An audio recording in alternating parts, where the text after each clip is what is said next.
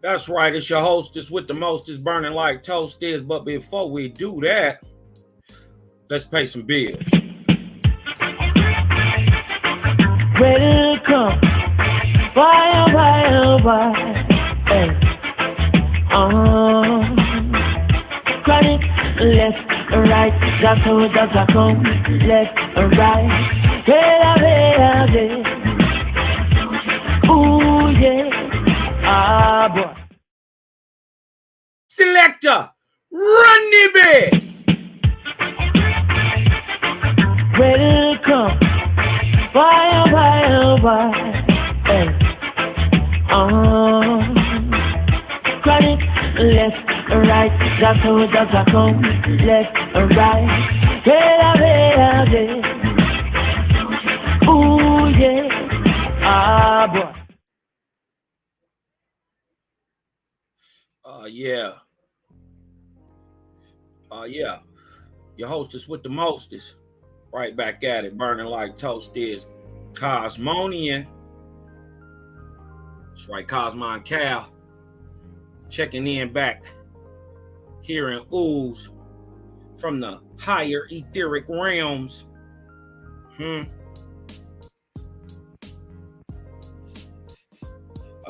just like in a shar right now, but I'm gonna be in a soft soon. Then I'm gonna be a cheek. Then I'm gonna be Lord Kosmon, huh? Who with your boy, man? Want y'all to we coming in for a landing back down here on oohs. You dig what I'm talking about? We coming in for a landing. Put your seatbelts on, man. I wanted to do something a little different today than what I normally do. You know, I usually go in heavy with the lessons. You know what I mean? Teaching about a lot of stuff that most people aren't really hip to. You dig what I'm talking about? But sharing that spiritual Ethereum light, them gamma rays. You dig what I'm talking about? But today, Kosmon gonna do something different. Now, this might be depending on how y'all, react to this. You dig what I'm talking about? I might do more of these shows. This is a reaction show. And it's about one of my favorite topics, archaeology. Now, when it comes to archaeology, we've come a long way as humans. You dig what I'm talking about? Human beings and digging in that dirt and finding up the old places and many of these great cities and nations that come down to us through myth and lore and folk tale, and we only hear about in historical books. They're starting to find these places. They're even starting to find people. You know what I mean? And when you finding these people, they're not what you think they are. They're not who you think they are in many cases. For instance, when you come over here in the Americas and you find the oldest known bones in the Americas, many would think, by the indoctrination that we got in our schooling system, that the oldest bones here would be the Mongoloidal native type, like the guys on the reservations. They've taught us all that these are the oldest people here in the Americas. And if you come from the Americas, nobody predates the Mongoloidal Native American today. And shout out to y'all, man. You know what I mean? Y'all still my brothers. It's no hate. But truth is, and facts are, that when you go and do the genealogy, the face reconstruction, the archaeology, you dig what I'm talking about, skull reconstructions and all this stuff, just like the Dr. Neves, who found the oldest bones in America. Her name is Lucia, and there's a second one, Nivea. One at 14,500 years old, who is Lucia, and one at 12,000 years old, who is Nevea. When they reconstructed these people and did the DNA, they found out that they were anything but Mongoloid Native Americans. As a matter of fact, Dr. Neve said they're Negroes. Man. So the Creator says, all things shall be revealed. Right? As a matter of fact, let me hit the chat real quick before we get to popping. You dig what I'm talking about? Let me go to the chat real quick. See who up in here. The GOAT. I got the GOAT up in this thing. She say, what up, gang, gang? And that's right. Creator is undefeated. Shout out to my sister LaShonda Alexander and the OG Joe out there, man. Hope everything is going all right with you. You know I'm always praying for you too, bro. I love you, bro. I need to get you on the show so you keep them bitters in you, and you come on and holler at your boy, shall we? You know what I mean? Shout out to my baby Coon, man. Who else off up in this thing? Stephanie Randall off up in this thing. My sister coming along too. I've been watching. I don't say a lot, but I watch a lot. You dig what I'm talking about? My sister coming along, man. You dig what I'm talking about? That light. When you see that light cut on, man, you dig what I'm talking about? You just see, it don't go off. It just go brighter and brighter and brighter and brighter and brighter. That's Stephanie Randall, man. Created gang all day, day. Huh? Day. Bless up, clip up. You dig what I'm talking about? You already know. You already know. It's the Cali Connect. My homie. Yo, homie. Y'all right, y'all, aka Dreadful Kosmon in the hitty. You dig what I'm talking about? The homie, Ray. Shout out to Elizabeth Weaver, man. Ray is what's the word I want to? It's empathic. Things and people affect Ray. So when you're not vibing right, Ray ain't around you. But when you're vibing right, she right there. Shout out to Ray, Elizabeth Weaver. The homie, I gotta get the homie on here too, man. Elijah 7, you gonna have to come through, bro. We gonna go on here and have it out. You got to come on through and tell your story, Elijah. You dig what I'm talking about? Love you too, bro. Come on in. Kosmonian said the streets light is on. Bring your ass in the house. You dig what I'm talking about? That's my baby right there. It's my baby right there. Indeed. It's gonna be fire. You dig what I'm talking about? My big sister better than your big sister. Shout out to my sister Tigva in the house. Netanyahu. Ooh, y'all, listen. Y'all don't want nothing with the fire brand. You dig what I'm talking about? They don't want nothing with the fire brand, man. The OG. Nakamaya. You dig what I'm talking about? My OG is better than your OG. Let that sit in. You dig what I'm talking about? Your OG a punk. My OG a rider and smoke weed. Now, we different. Take that with you. You dig what I'm talking about? They're not built for it, man. Some of us is. Some of us ain't. To the shout to the That's my bro right there, man. That's my baby, man. My little midget brother. You dig what I'm talking about? Shout to my little midget brother, man. Shout out to my bitch brother, man. That nigga iron for real, man. He be bad. You nigga gonna talk about he got little guy simplex. He got a pistol. You dig what I'm talking about? Shout out to my baby Brezons in the hit house. That's right. Who else we got up in here? How do you call this? A new classic.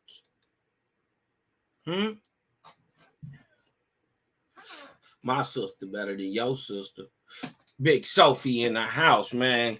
Dragon Lotus Meta Spiritual Society, man. Y'all tap into my sister page too. You dig what I'm talking about?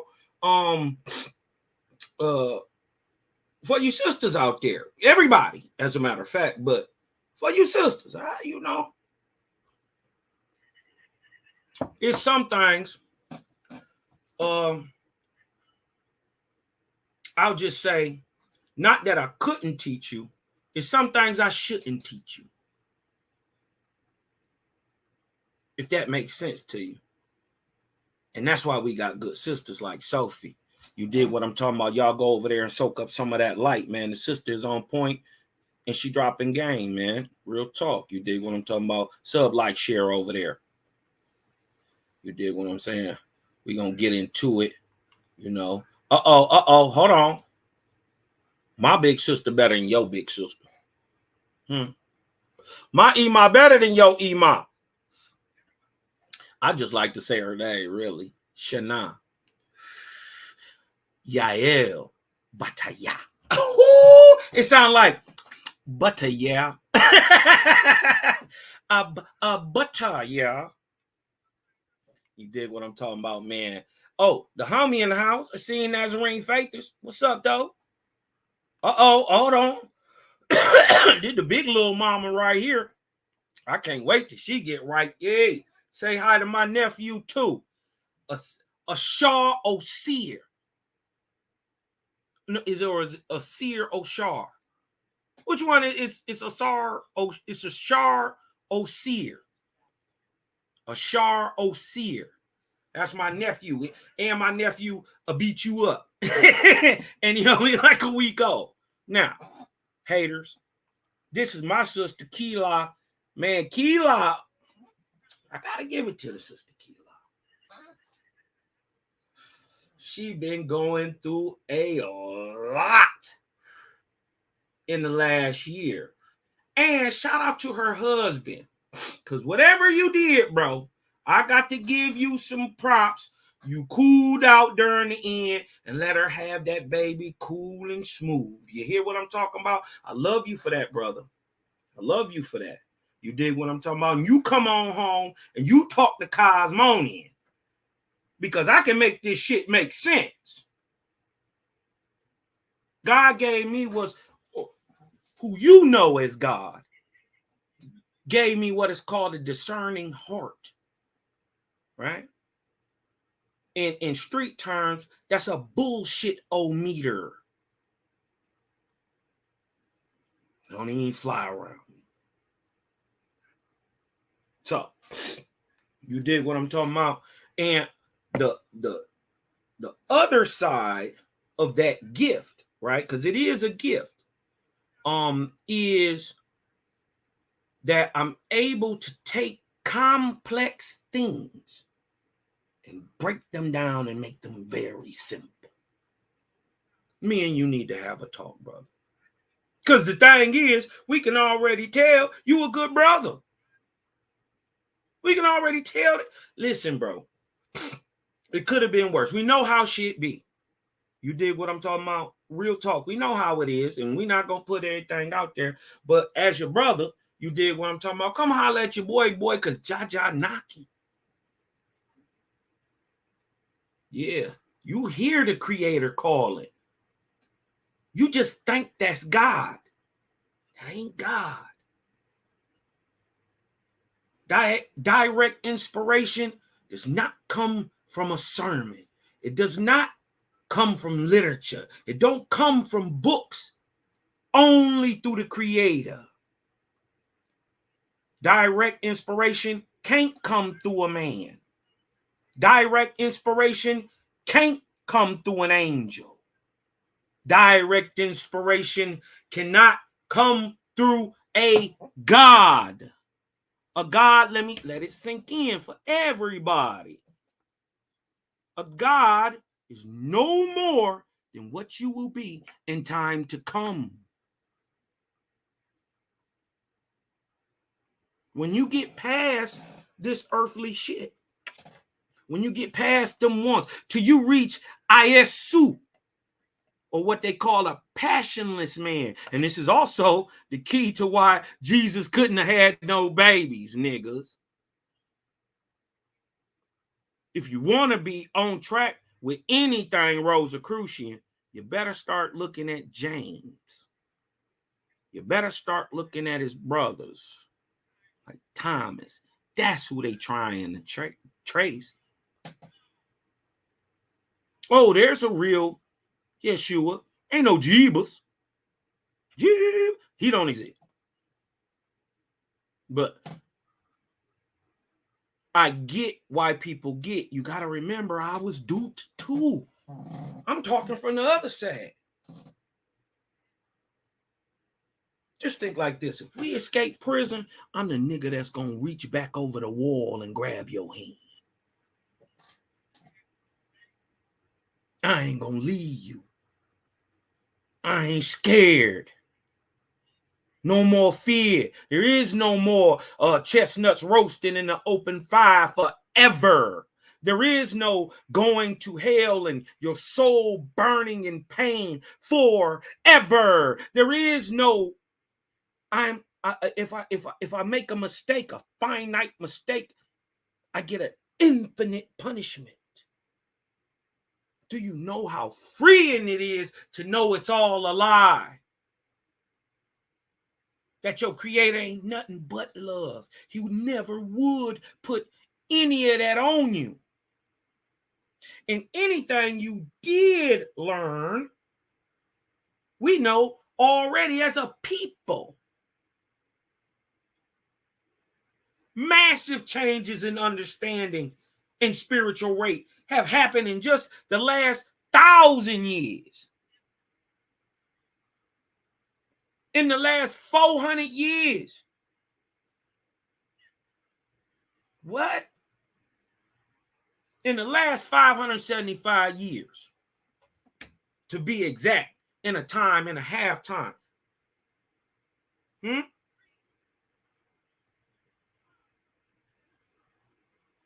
It's okay.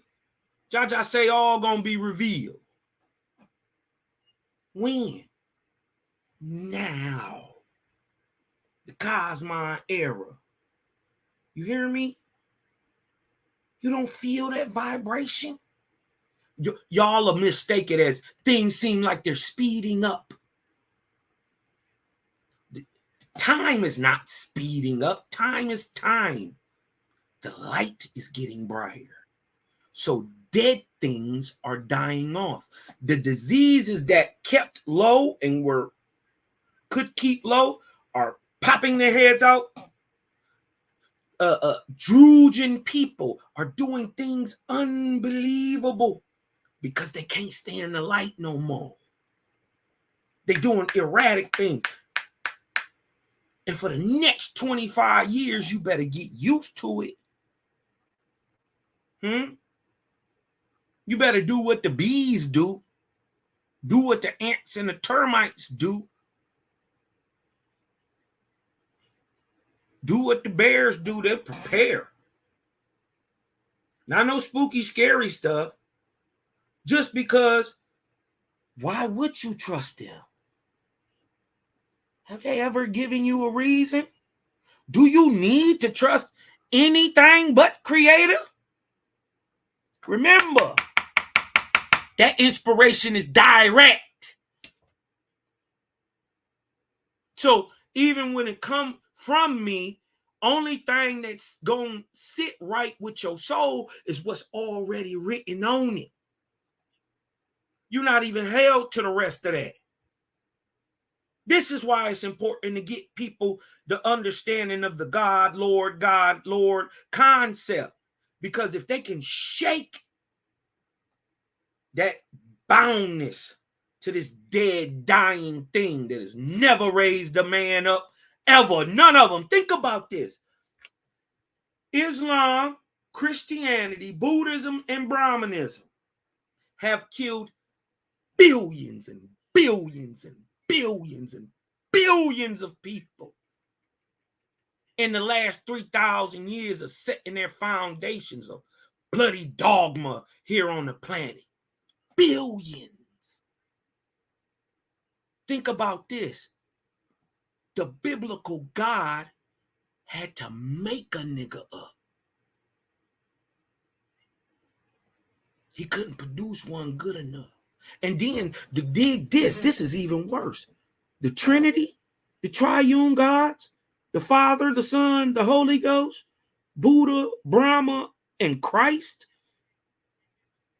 they raised up 49 men, inspired them. They gave these niggas wonders, false gods, sent angels with high enough ranks to fuck with corporality while they still in the spirit. The unseen was ruling the scene.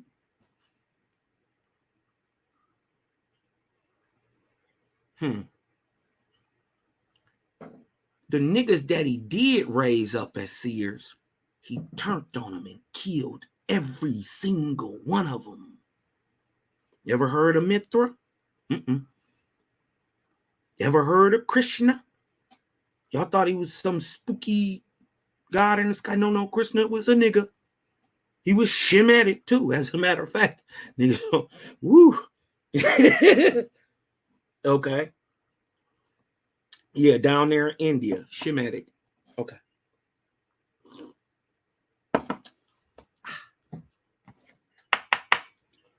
So, you know what? With no further ado, man. Shout out to everybody, man. Shout out to the gang. Y'all know what it is. Y'all know what it is. Let me get this up off the screen real quick. This is Kosmon Reacts. This is the Kosmon React show. And you know what I mean? I ain't even going. I'm going to just bust it down. You dig what I'm talking about? I'm going to go for because I know. And what I don't know, I just shut up about it and learn. You dig what I'm talking about? But let me see. Let's get this cracking real quick. You dig what I'm talking about? Horror at Notre Dame. When the Notre Dame... Hold on. Hi, it's Katrina. Fair use. Fair use. This is for teaching purposes. Reaction only. You dig what I'm talking about? This is just for teaching purposes. You dig what I'm talking about? Learning. You know what I mean? Shout to Origins Explain. They always come with dope stuff.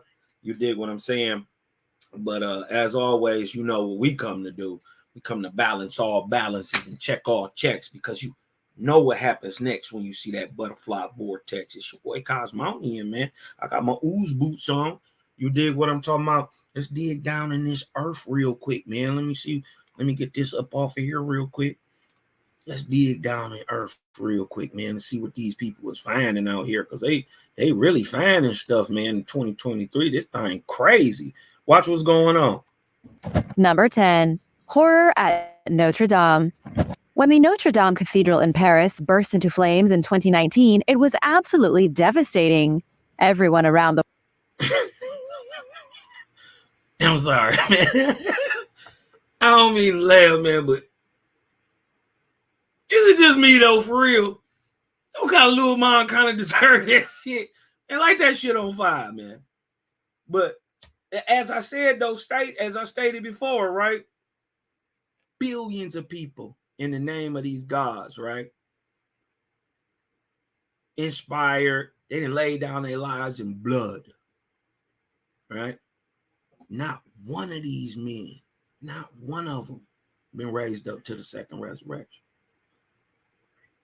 Not, they still here on earth following a God. Duped.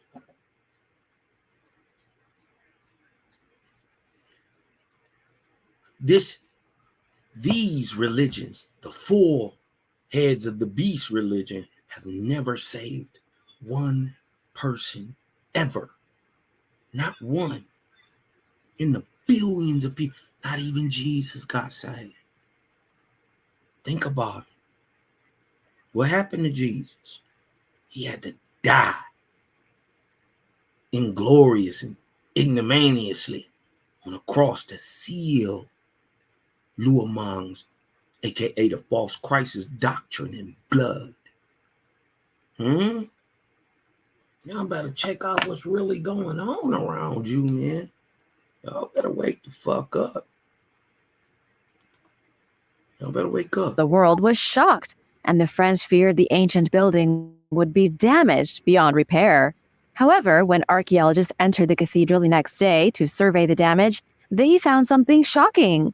The devastation had opened up a hole in the bottom of the building. Archaeologists then excavated an area of exposed flooring and found historical artifacts. Not just a few old relics from the Middle Ages either. They found painted sculptures, a chunk of fence from the 13th century, a collection of tombs, and two mysterious sarcophagi. One of the tombs held a human-shaped coffin built out of solid lead, and experts believe it was buried underneath the floor of the cathedral in the 14th century. Not wanting to damage the human remains by opening the sarcophagus, archaeologists inserted a small endoscopic camera through a crack in the funerary box. According to Christophe Besnier with the French National Build. Hold on, the 14th century. That's not even 600 years ago today.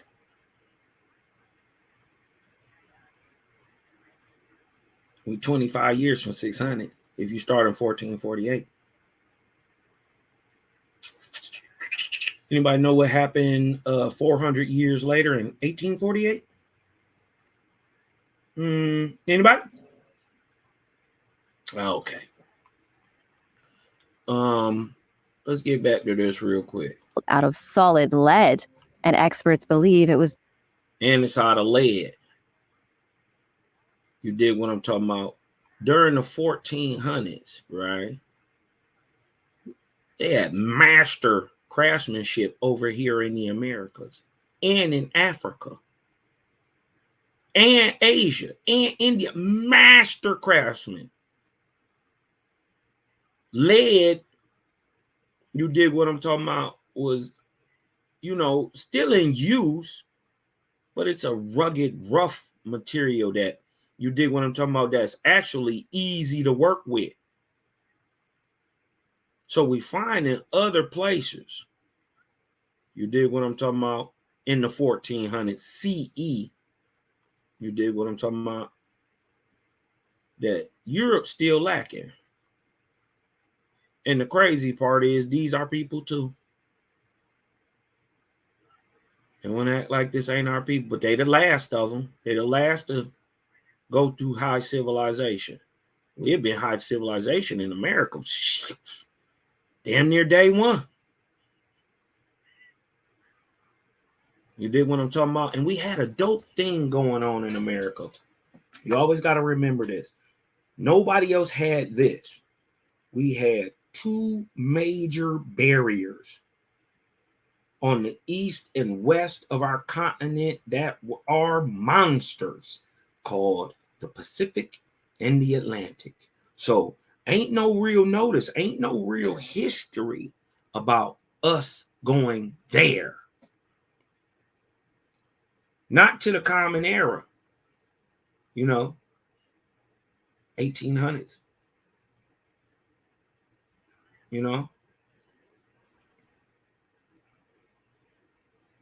But everybody came here. So we had been by ourselves doing our things as indigenous American Indians, the Angui, the Negro, the iron-leaning Gan. You want to know what you are today? Got to know what you was back then. Copper color folks. Same thing you always been. Ain't shit changed. You got a little smaller. Oh yeah, with your ahuan ass, we was big. We was some big niggas. Buried underneath the floor of the cathedral in the 14th century. Not wanting to damage the human remains by opening the sarcophagus, archaeologists inserted a small endoscopic camera through a crack in the funerary box. According to Christophe Besnier with the French National Archaeological Institute, they could clearly see cloth remains, hair, and even what appeared to be plant elements. The sarcophagus was recently opened by researchers who were able to identify the remains as belonging to a man between the ages of 25 and 40. He seems to have been a horseback rider based on a study that looked at his pelvic bones. He was also buried with a crown of flowers and appears to have died from tuberculosis. I buy the same products you do, get cheaper. Save hundreds of dollars by doing this one simple trick that I'm about to use. Number 9. The Hongshan culture. Recent excavations in China have revealed some new insights into the ancient Hongshan culture, a group of Neolithic people who originated in northeast China. The Hongshan are most notable today for their impressive work with jade. About 6,500 years ago, they were mining the raw jade and turning it into fantastic. 6,500 years ago, that's the archeology.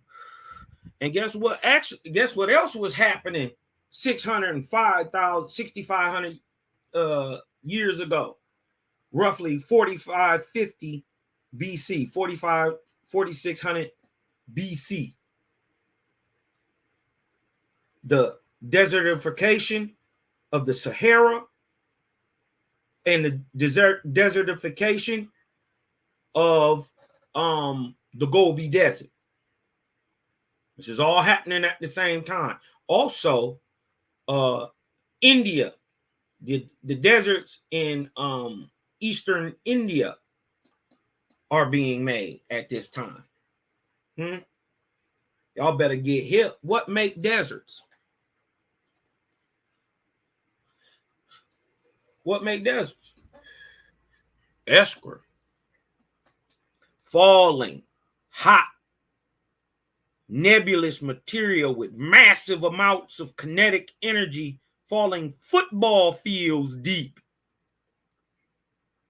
2-3 times the heat of a volcano falling out the air from 150,000 feet or from past the Van Allen belt. So it's coming in hot, magnetized, ionized. Everything that makes up the earth. Oil, carbon, dirt, water, everything is on fire. One thing that they all know about the end of the Bronze Age, you know why they know it was an end? Because every time they dig up one of these major cities, it's always buried. Troy disappeared. Ancient Greece disappeared. Funny, Greece disappeared for 400 years. Exactly. 1150 BC to 750. We don't see nothing coming up out of that motherfucker. Till we see the very first writer, not Homer,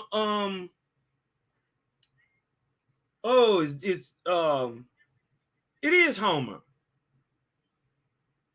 We don't see any writing coming out of Egypt out of Greece and Europe till 750 BC. They just drop off the map. One of the greatest nations, countries in the world, a civilization of Troy, just gets buried. It disappears off the map. Nobody sees it again to the 20th century.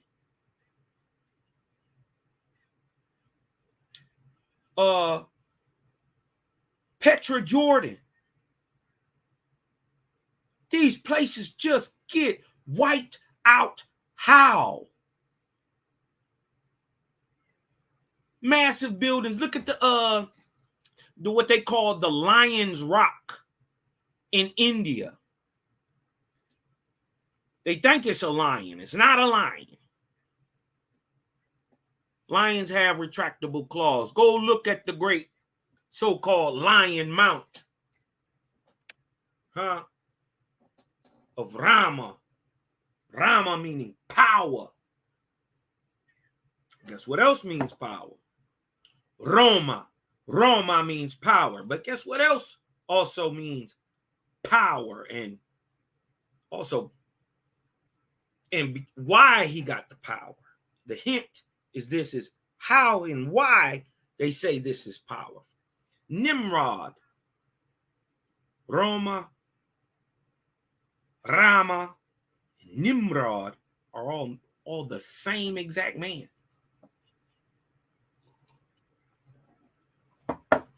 Anyways, right?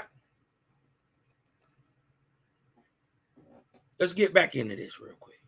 I just wanted y'all to know is so much history just under our feet.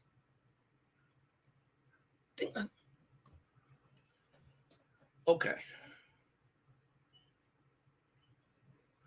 Think about this. When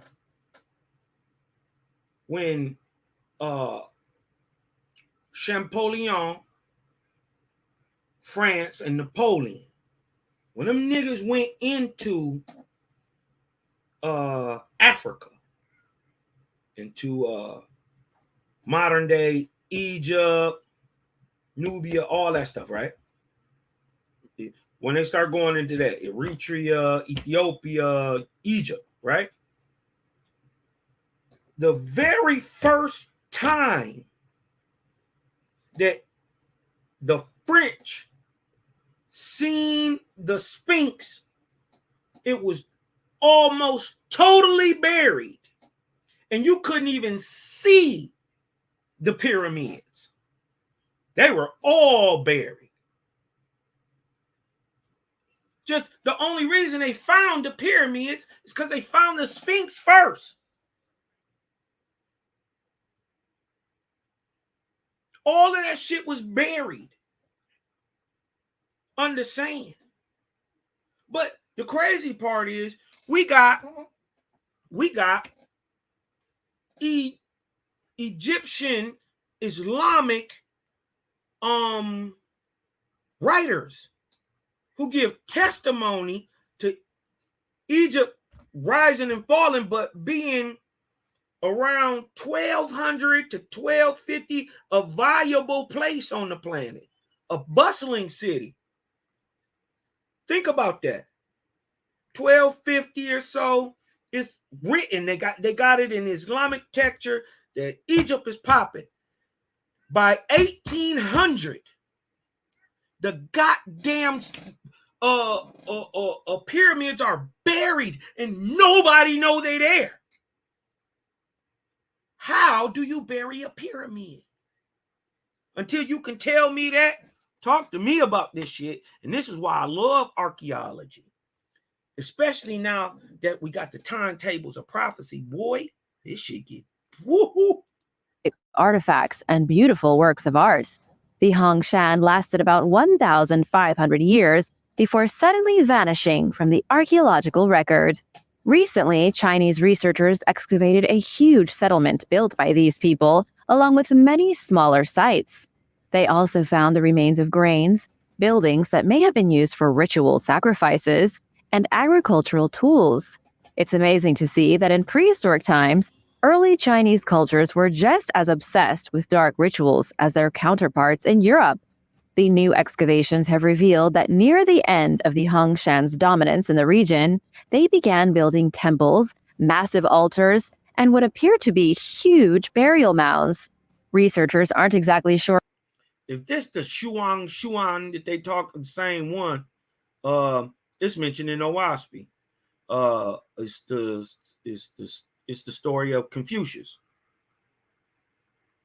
About the same time too, if I'm not mistaken. I want to say 700-800s BC.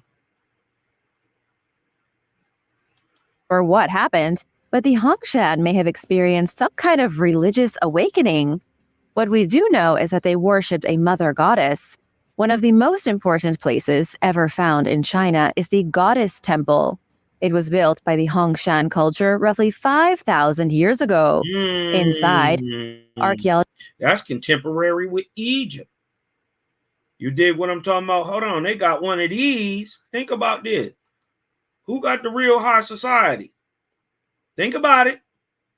This 5,000 years old as Egypt. Pyramids won't be built for another 500-600 years.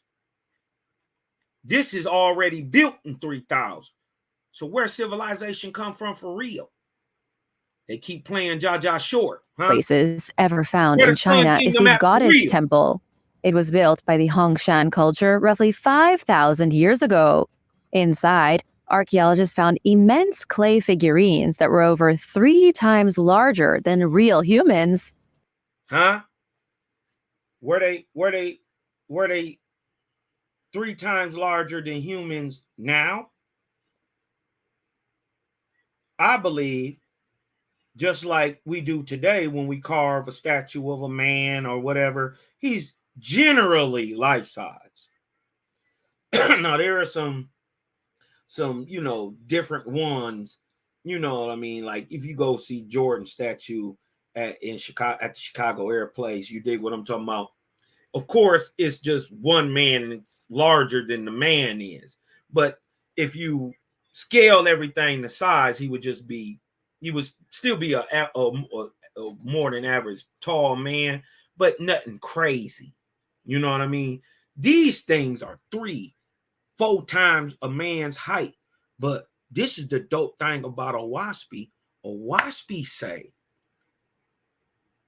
at one time on the planet, especially up to from the last 20,000 years, let's just say 20,000 years, especially till the Younger Dryas, I would say about 10,000 or so BC. These massive, large Ahuan types, right, roamed the world. They weren't all 3 times a man's size, 18, 24 feet. They weren't all that big. Some were 10 and 12 and 15 feet, but that's massive. But you got to think about it like this. Nobody takes into account when they're thinking about the ancient times, they're never thinking about the ancient environment. They're never thinking about what's going on in the ecological system. You got to think 12,000 years ago, there were megafauna on the earth. Owaspy even revealed it was dinosaurs still.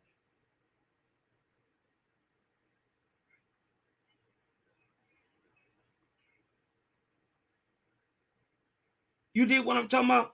This the dope thing about Owaspy. Owaspy revealed that now, today, the Chinese, the Japhetians, who on average produce the smallest people, some of the shortest people in the world, on average, they produce big people too. At one time, produced the biggest people. The biggest that ever do it. What none bigger than these dragon gods of the East, These giant Ahuan types with the epicanthic fold.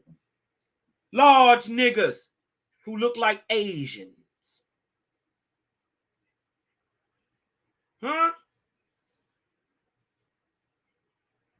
They come in every color like they come tawny. That's how they come. Everybody drunk, especially over in the eastern part of the world, from Europe to Africa, India, Asia, and Russia too. Shout out to the Laps, the very first white folks in the world. Damn. Shout out to the Laps. You dig what I'm talking about?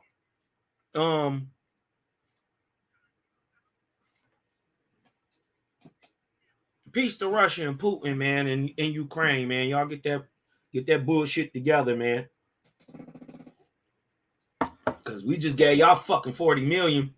And you ain't gave black folks shit. So I don't give a damn about your war. As a matter of fact, you got what you got coming already.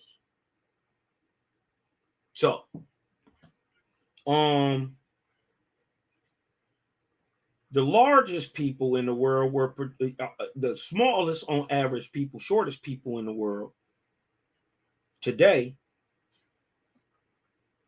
were at one point in time the tallest, giants, veritable, massive people.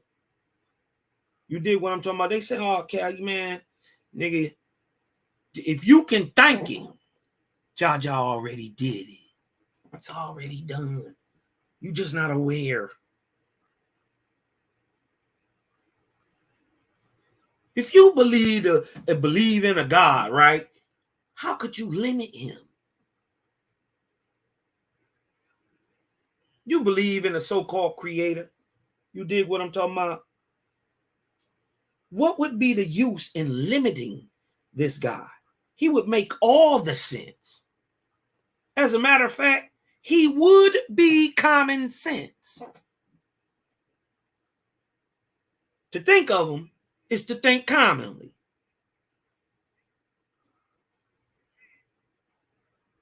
The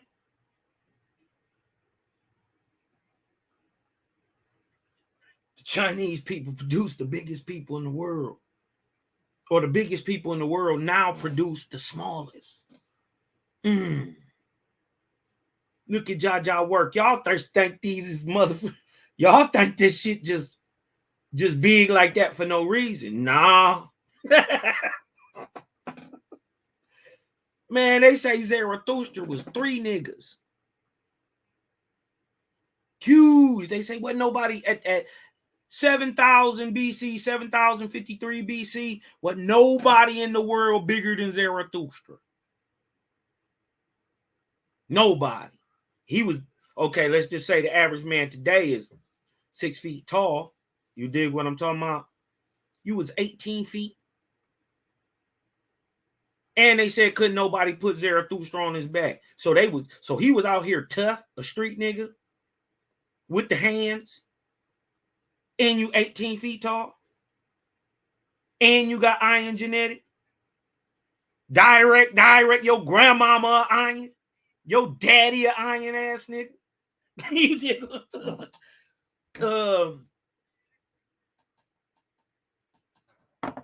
he had the hand. You couldn't see Zarathustra. And he was on, and he had the Ihua, not Ahura, Ihua Mazda.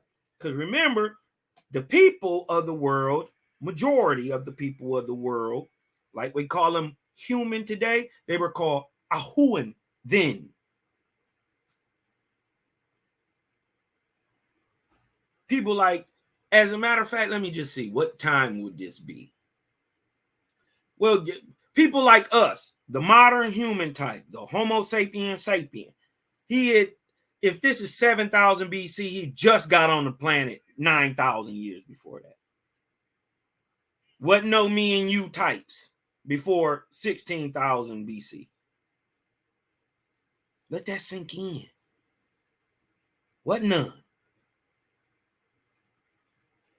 The few that came in, we'd have been the Irons. Because it's regularly 12-foot niggas out there that's 12-foot functional. What? You can't outrun these niggas.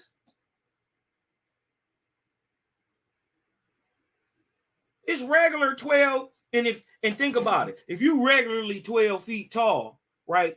Some of the tallest of y'all is 14, 15. Come on, man. You massive. And then you always got to take into account, do you know we only breathe about 19, our atmosphere is only made up of 19% oxygen, O2, 19%. 19%. Could you imagine what the world would produce at 50%? How big would everything be if you had naturally had more oxygen to be able to pull in? How fast would your endocrine system work? Is this why we always hear about giants being mad? Because they were their chakras were always on. They were easily able to tap into the iron mind state as a Ahuin, because their systems pump so fast.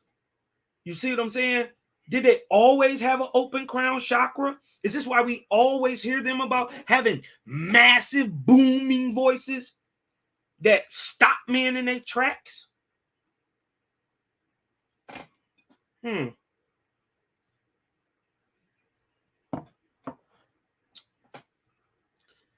Reminds me of a story. Remember in the Bible, it's in the Bible too, where the brothers that sold they sold the brother into slavery, and he became the right hand man to the king. You dig what I'm talking about? To the Pharaoh.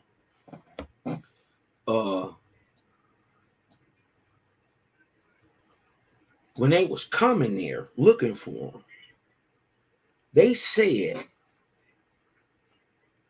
Judah, Simeon, these niggas was off the hinge, and dog kind of pissed them off. You dig what I'm talking about? Playing like he wasn't their brother, so he messing with him, and dog kind of sensing it. You dig what I'm talking about? So he getting a little antsy. This is Judah. They said Judah went outside and roared like a lion.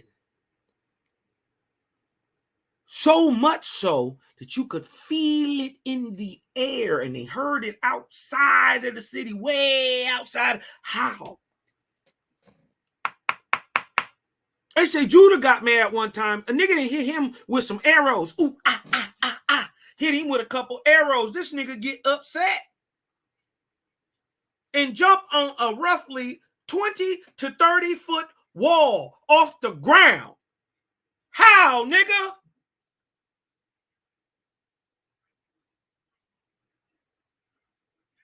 How?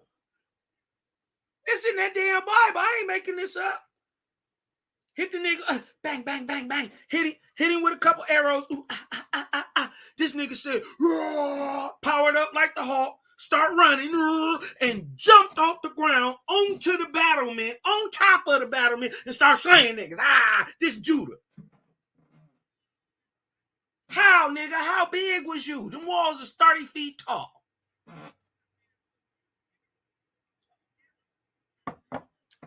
And then, why would you build walls 30 feet tall? That don't even make sense. What was you trying to keep out that was going to get over that? They couldn't have did nothing but launch something over the top. Unless them niggas was jumping from the ground. These big ass 10, 20 foot niggas. What? Listen, man ain't smart enough to even make up most of this stuff. This is why I like Game of Thrones and what's the other one with the little people. Anyways, right? I like all them movies because I know man ain't smart enough to make this shit up. And somewhere and sometime somebody seen something and they wrote it down. And that's what we got. Now we got mermaids. That shit is mermaids so hard for me to get. I know, and listen, I know Jaja did it. Because if y'all can think of it, I can believe that it is possible that, but just to think of fish, nigga, that's hard for me to wrap my mind around. But Kosmon reacting, y'all. This was a monumental building that can be compared to the Temple of Zeus in Greece, only it was built thousands of years earlier. And now for number 8. But first, it's shout-out time. I wanted to say a big thank you to Chelsea Wilson and Cam717. Thanks so much for watching and spending time with us. We really appreciate the feedback. If you are new here, be sure to subscribe and join the family. Number 8. Embalming chemicals. Ancient Egyptian embalmers had access to surprisingly sophisticated chemicals.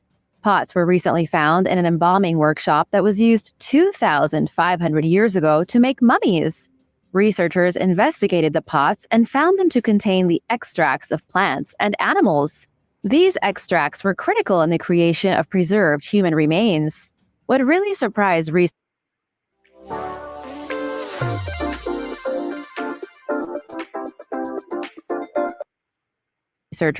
was that many of the ingredients came from thousands of miles away. This wasn't a sloppy operation with random workers wrapping mummies in bandages. This was very serious business, involving a necessary understanding of anatomy, a little bit of alchemy, and rare substances from as far as Southeast Asia. Prior to these recent finds, most of what we know about the mummification process came from historical texts and the analysis of mummies. But being able to look inside the physical jars used to hold the materials is something truly special. The workshop was found in Egypt's Saqqara necropolis, an ancient cemetery that was used to bury the dead starting around 2600 BC. The workshop was installed about 2,000 years later, around 600 BC. Archaeologists digging through the ruins of the workshop found... You want to hear something interesting? If they oldest that they found over there in Egypt is 2600 BC, then the ones they found in America are over 2,000 years older. The mummies that are found here in America are way older than the ones that they found in Egypt. Y'all check that out.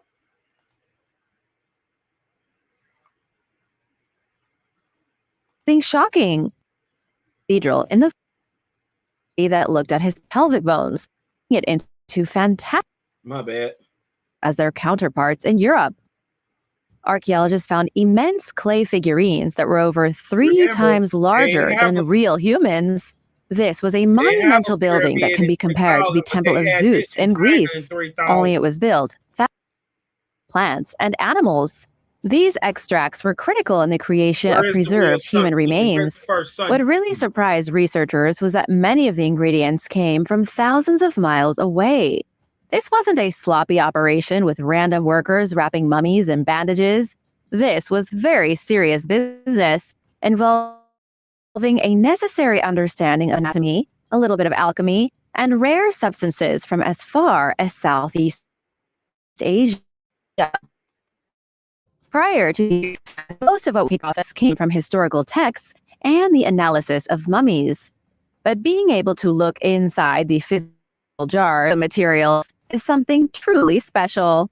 The workshop was found in Egypt's Saqqara necropolis, an ancient cemetery that was used to bury the dead starting around 2600 BC. The workshop was installed about 2,000 years later, around 600 BC. Archaeologists digging through the ruins of the workshop found ceramic vessels, and many of them were labeled. They didn't even have to do chemical analysis on a lot of the jars because they had the contents written right on them. Extracts came from cypress and cedar trees, as well as juniper bushes, all of which can be found around the Mediterranean. However, the team also found bitumen from the Dead Sea in Israel. Locally produced animal fats and beeswax were regularly incorporated into balms as well. But by far, the most shocking substance found at the embalming workshop is called damar, which comes from sharia trees that are native to southern India and Sri Lanka. It's too bad not all ancient civilizations were as organized as the Egyptians. Number 7. A Neanderthal feast. In a dark and spooky cave in Brazil, archaeologists recently discovered the remains of a Neanderthal feast. If you've ever wondered what was on the dinner menu for Neanderthals 90,000 years ago, you're in for a real treat. 90,000 years ago.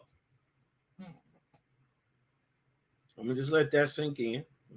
Y'all mean, hey, 90,000 years ago. Based on the charred remains of shell fragments that were found by archaeologists, A group of prehistoric human ancestors once sat down in the Figueira Brava cave and enjoyed a monumental feast of brown crab. The author of the study, Mariana Nabais, says the animals were brought whole to the cave, possibly alive, and were then roasted on coals before getting consumed.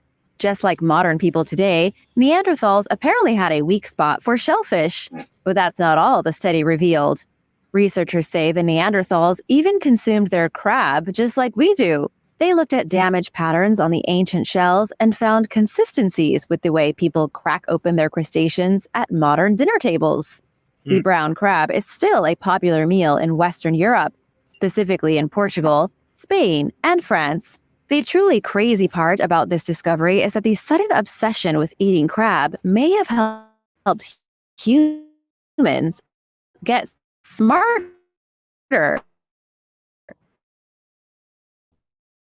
Is theorized that food most fatty acid to develop incredible cognitive abilities. This may have given early humans a competitive advantage over other species of hominids like Neanderthals. Why exactly in brain boost? The crazy part is, y'all want to see what a real, hold on, let me show you. Let me show you what a real European looks like.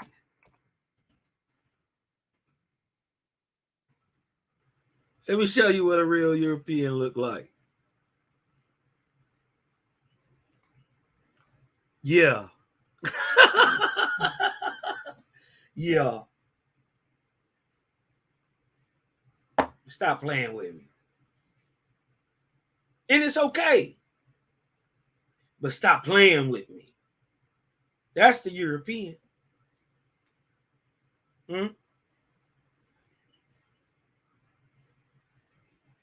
Oh, wait.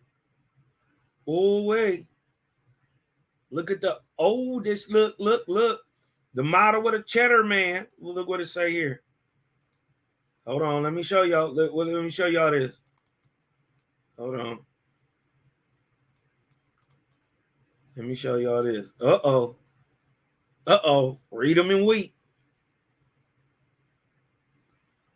That's the first European. Oldest known.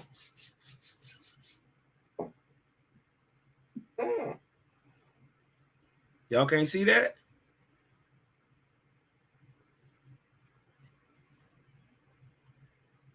Okay. Maybe y'all just got a little lag behind me, man, but it'll catch up right there. That's Cheddar Man. That's Cheddar Man.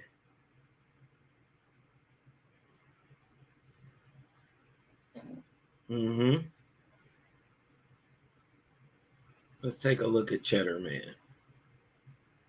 Right? The model of Cheddar Man, rendered by Kinnis and Kinnis Reconstructions, features in the Channel 4 television documentary The First Brit. This is the first Briton, the first quote-unquote Englishman. Secrets of the 10,000-year-old man. He is just one person, but also indicative of the population of Europe at the time. Says Tom, they had dark skin.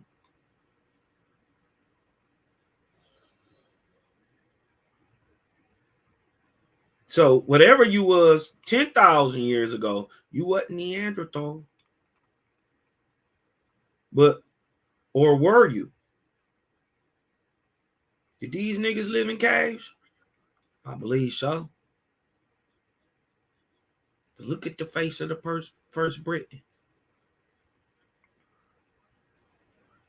Huh? And most of them had pale colored eyes, either blue or green, and dark brown hair. Cheddar Man subverts people's expectations of what kinds of genetic traits go together, he adds. It seems that the pale eyes entered Europe long before pale skin or blonde hair. We gotta get past the colorism. Huh? What's the point of this? That there is a oneness, some harmony, some symmetry, some beauty. And that is from Creator. And when you focus on that, you first of all, you realize that man, irregardless of what they call quote unquote race, right? There's only one species. And if that wasn't so, everybody couldn't procreate with everybody, but we can.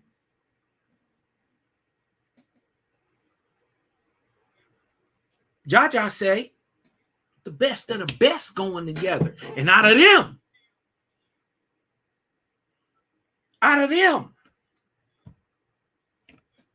gonna come the brand new people in the Kosmon era, and they gonna be faithists. So that means they coming straight out of you. Better treat them babies right.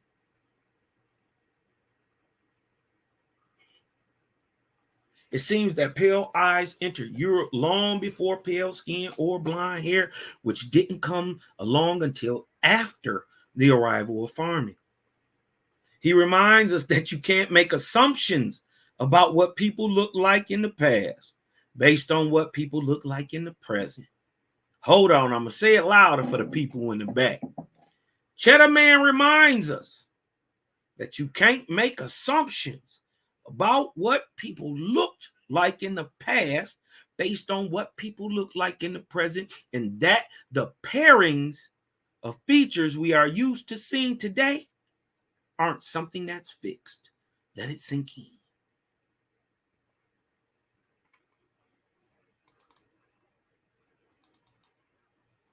Make sure y'all can see that. Y'all can see that, right? All right.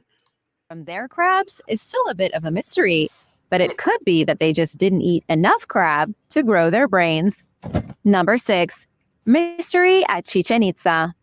At one of Mexico's most photographed archaeological sites, researchers have discovered something completely new.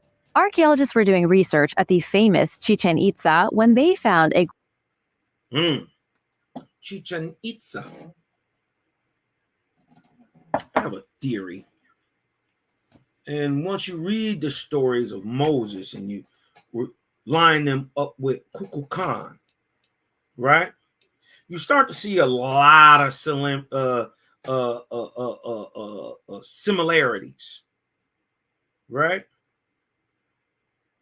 But one of the things, the story of Abram connects to, it says that this place would be the center of Isaac. I want to say it's Genesis 25. You dig what I'm talking about? Y'all give me a sec. You dig what I'm talking about? We gonna run the base for a minute. Kosmon gonna get right.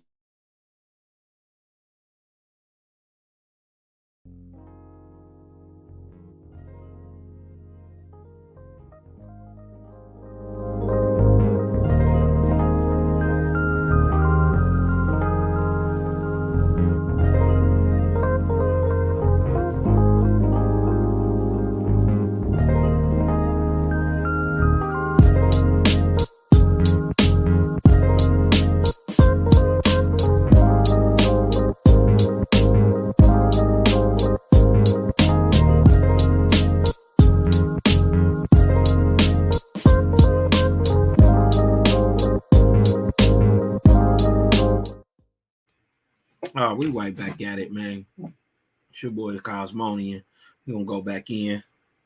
You dig what I'm talking about? With no further delay. Can I be heard, man? If we learning a little something, man, hit me with a 1 in the chat. Hit your boy with a 1 in the chat. Eyebrows, you silly. Hit me with a 1 in the chat, man. If y'all boys getting a little something up out of this, y'all boys and girls getting a little something up out this, hit your boy Kosmonian with that 1 in the chat. All right, we gonna get right back to it, man. Brown silly as hell. Group of never before seen structures. These constructions were likely part of a housing complex inhabited by elite members of Maya society. The aristocrats in the 5th century AD may have been living in these residences. Archaeologists say this is the first residential district found in Chichen Itza, where a ruler lived with his entire... Oh, but like I was saying, let me finish what I was saying. There's a story in Genesis that where it was told that Abram that his children would be called the center of Isaac. Well, in the Nuak language is what we're getting this through. You dig what I'm talking about? That ancient old Mecca, which is a little different. You dig what I'm talking about? It's Chichen Itza, which equates to the same thing, the center of Isaac, Chichen Itza. And then these people say they come. Read the story of Kukulkan. You dig what I'm talking about? These people say they came from the north after a cataclysm. Right here in the Americas, these people went south because where they was being turned into a desert. Uh-oh. Do you find a massive desert in the western area of the United States? Why do they call that area Death Valley? What did you find there that makes it so sure that something died? Is that one of the most fossil-rich places in the world?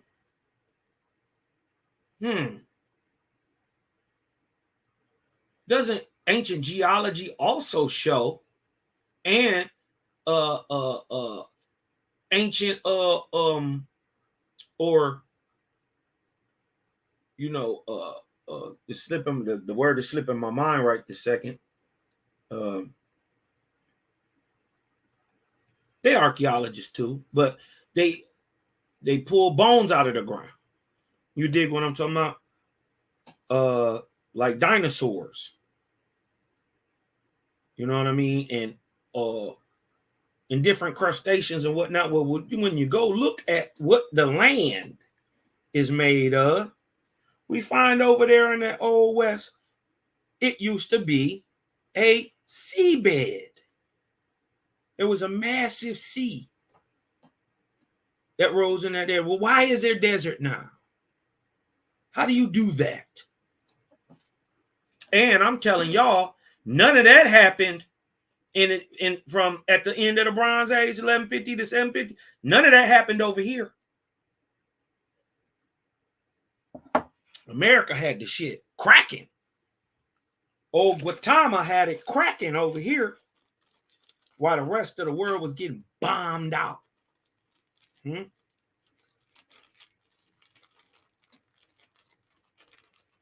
Y'all ever seen, just think about it. The air, before it ever even before Iskra even actually hit you at 1 billion goddamn miles an hour and tons of just corporeal shit burning twice the heat of a damn volcano falling on you. You dig what I'm talking about? Before that even happened, on the ground, the air and things around you would just they would just combust. Boom, boom. Things that are easily flammable would combust. Boom, boom. It would just seem like the air was partically charged because it was. That's before you ever got hit with Iskra. It's falling. It's coming. But shit would just, you would be on the ground, literally just watching things burst into flames. Like, what? What? Like the air is catching fire. You know what I mean? If you had on something cotton, that's probably the first stuff to go. So imagine people just catching fire till the metals you got on you start to melt. Imagine having on a copper bracelet or rings and they just start melting like, oh, How bad that hurt? And then you get wiped out with a mile of hot goddamn everything falling from 200,000 miles in the sky. How much kinetic energy that shit hit with? And it's falling in sheets like rain.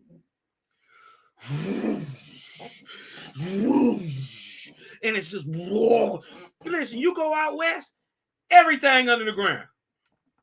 It was civilizations there that got wiped out that's now under the ground. I'm starting to believe them stories of petrified giants. Because see, what they never explain to niggas is, how do you make a fossil? You need, one thing you need is water.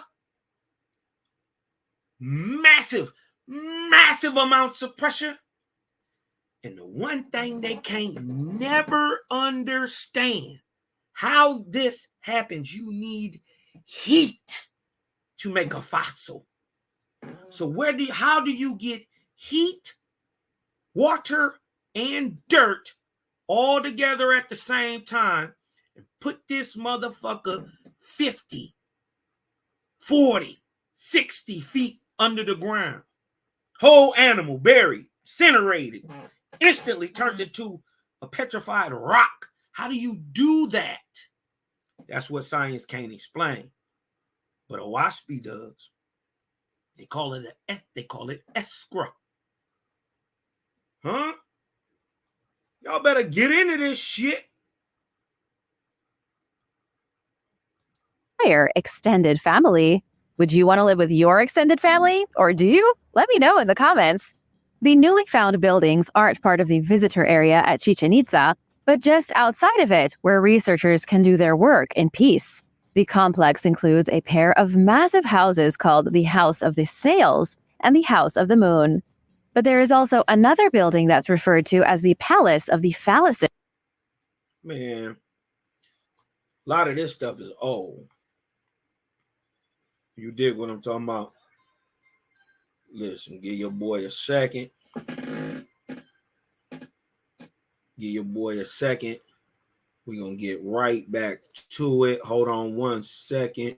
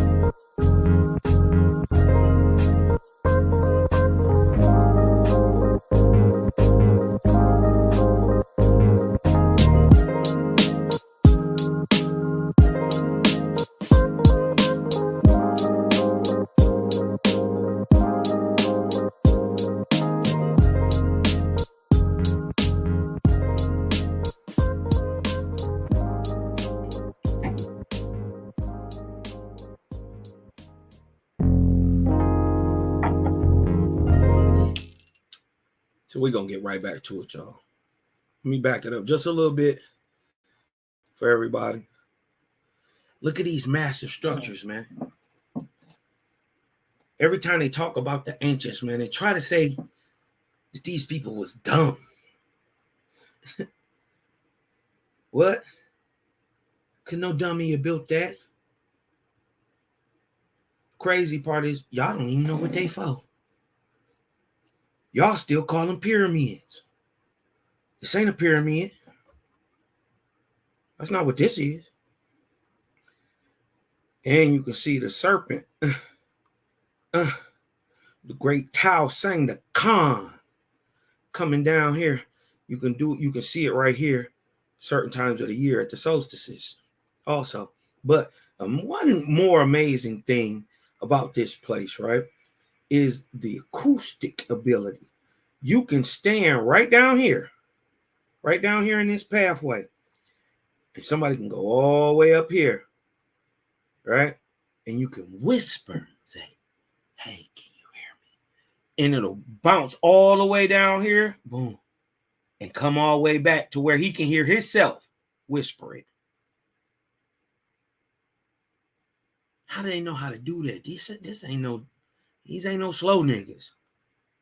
The visitor area at Chichen Itza, but just outside of it, where researchers can do their work in peace. The complex includes a pair of massive houses called the House of the Snails and the House of the Moon. But there is also another building that's referred to as the Palace of the Phalluses. Archaeologist Jose Osorio Leon says there must be other residential areas that have yet to be found. Jose believes that if researchers can track down more elite residential groups, they'll be able to learn more about the major families that once controlled the city.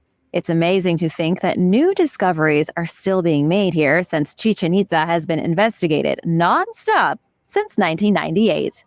Have you ever been to Chichen Itza? Is it on your bucket list? Let me know in the comments. Number 5. Ghoulish medieval remains. The University of Sheffield in England recently announced the discovery of some ghoulish medieval human remains. They identified the remains as being from a woman who was being stored in the collections at the college. She was originally found in 2007, buried underneath the foundations of the All Saints Church. She'd been buried in a crouched position, almost as if she was hugging her knees while being covered in dirt. After her remains were discovered, she was taken back to the university to be studied. So much for resting in peace. It's only just recently that archaeologists Want to join the most exciting field in Fair tech? use, fair use, fair Become a use. defender with Practicum cybersecurity analyst. Shout out to archaeologists were able to identify her as Lady Isabel German. Historical records from the 15th century show that she chose to live a life of prayer in seclusion, just like a monk. 500 years ago, this woman lived in a single room at the church, which is located in Fishergate, York. Researchers wanted to learn how and why she died. Analysis of her skeleton revealed that she suffered from septic arthritis, as well as an advanced form of venereal syphilis. This was a terrible disease frequently transmitted through intimate physical contact in the Middle Ages. It's a bit of a mystery because researchers... Wait. I thought she was a monk. Oh, man. Pun not intended. Pun is not intended, but I guess this is the skeleton coming out the closet. Aren't sure how she could have contracted such a thing if she was living the life of an isolated monk. Researcher Lauren McIntyre says Lady Isabel German would have been seen as a significant figure because of her chosen lifestyle. The local community likely would have treated her like a living prophet, and yet she was ravaged by syphilis to such a point that it killed her. Number 4, Dang, Stewartstown. I thought you were supposed to be a monk and do all this howdy. You in there hunching. You dig what I'm talking about? That's why all that stuff is fake, man. You can't. There's no way, man. There ain't no way. You dig what I'm talking about? I done been in this body many moons. You dig what I'm talking about? There ain't no way. You dig? There's a way. But dude, the stuff you got to go to get there, man, sometimes just ain't worth it. You dig what I'm saying? I'm going to be real. You dig what I'm talking about? So it doesn't make sense to, if you going, I get it if you going to make a vow or oath to never have sex, or you dig what I'm talking about. I get it. That's your choice. You know what I mean? You're gonna do it for whatever reason. But if you say you a man of the creator, right? And you did what I'm talking about, and you can't even, manage you and your little situation and with your house and your wife and your kids, and you did what I'm talking about. How you gonna in the higher heavens manage the heavens for the creator? You got to learn these skills.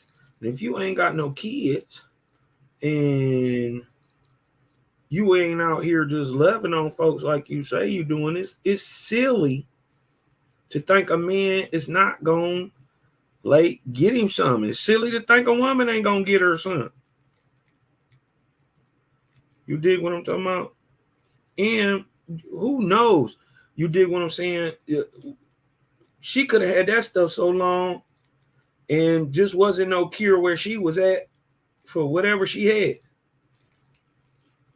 She could have got raped. You dig what I'm talking about? And got that. And just, just thought she was just breaking down regularly. But you think eventually somebody figure that out. Something wrong with that thing. You know what I mean? Killed her and shit. Well, it's not logical to think you're gonna be a monk and don't have no family, and you denying. I'm denying my fleshly desire. How you a creator? You don't create shit.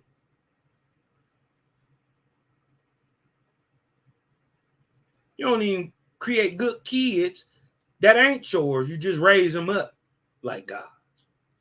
Did you create one of them yet? Because it ain't about not having kids. We all had kids. Huh? And niggas ain't never needed no help. No way. You hear me? So it don't make sense to even be in that stuff trying to deny, I'm holier than thou ass nigga. Boy, you over here hunching on little boys. That's what's wrong with you. You need some cut up. You dig what I'm talking about? Now I got you, the religion got you so twisted, you hunching on little boys and justifying it and liking it.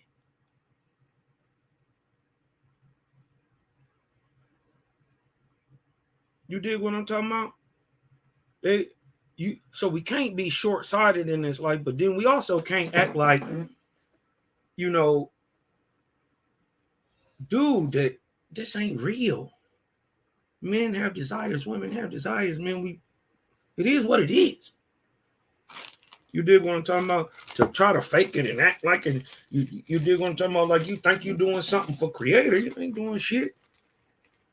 You're just making the choice to do whatever you want to do. But if you making that vow and you trying to put it on God's man, on God. You dig what I'm talking about? And you don't stick to it, nigga, then you get what you get. You die of tuberculosis. Find you. No wonder she was curled up. Her stomach was hurting.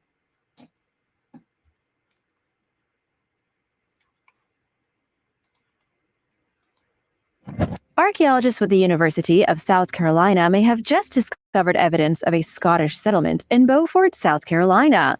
The settlement was called Stewartstown, and it was founded in the 18th century, but after it was lost to time.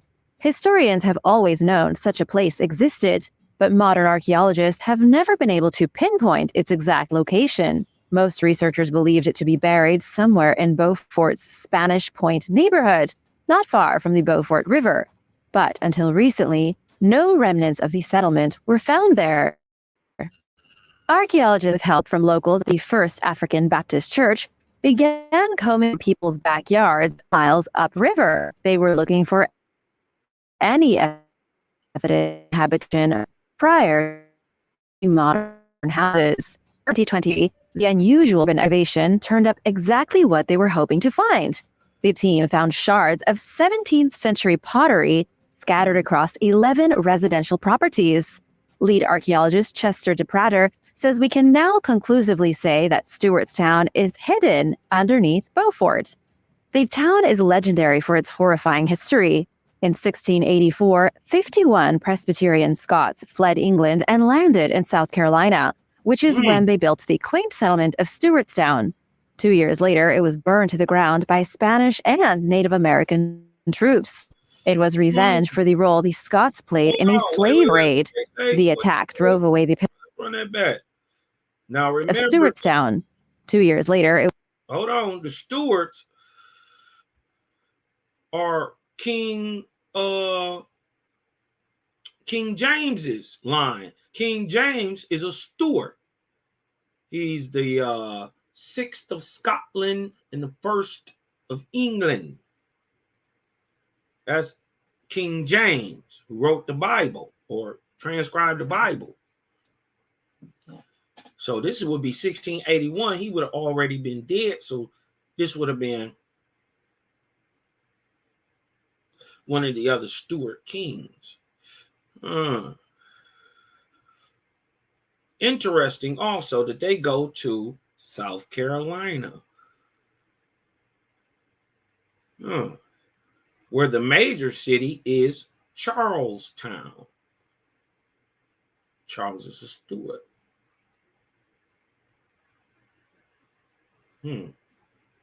Also said to be called Black Charles, and was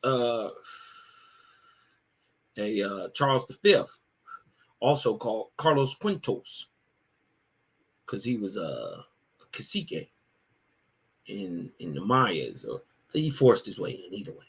Who cares? They knew him as Charles V as Carlos Quintos. it was burned to the ground by Spanish and Native American troops. It was revenge for the role the Let me go back. fled England and hidden on 11 residential properties. Lead archaeologist Chester DePrater says we can now conclusively say that Stewartstown is hidden underneath Beaufort. The town is legendary for its horrifying history. In 1684, 51 of the building. Archaeologists then excavated an area of the team found shards of 17th century Presbyterian Scots fled England and landed. Okay. Presbyterian Scots left England and landed in South Carolina.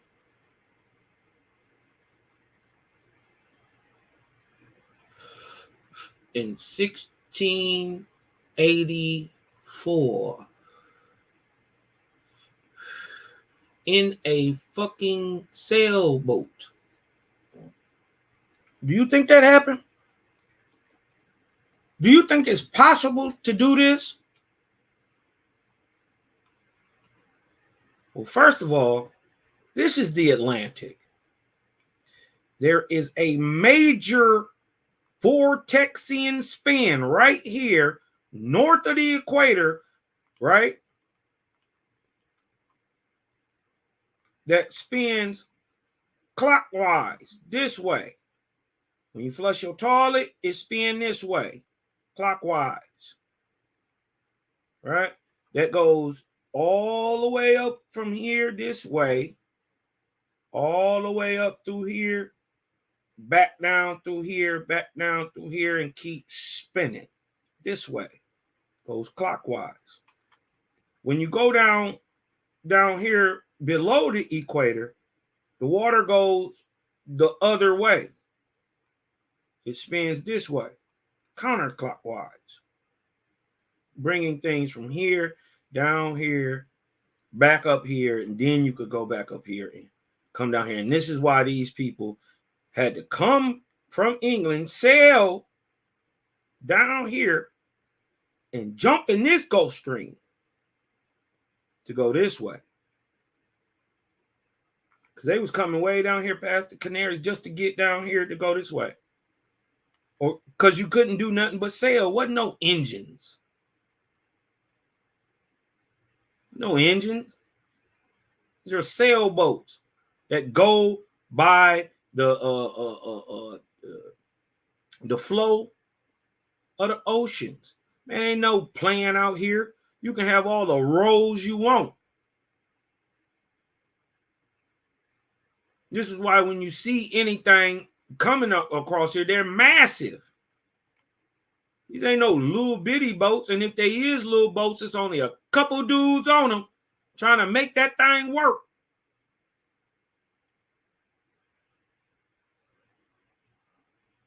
Because the flow go this way. So you think the wind got enough power to tell the ocean what to do? And you think that little raggedy boat? No, you better get down here in the Gulf Stream and come this way. And this is why they always ended up here.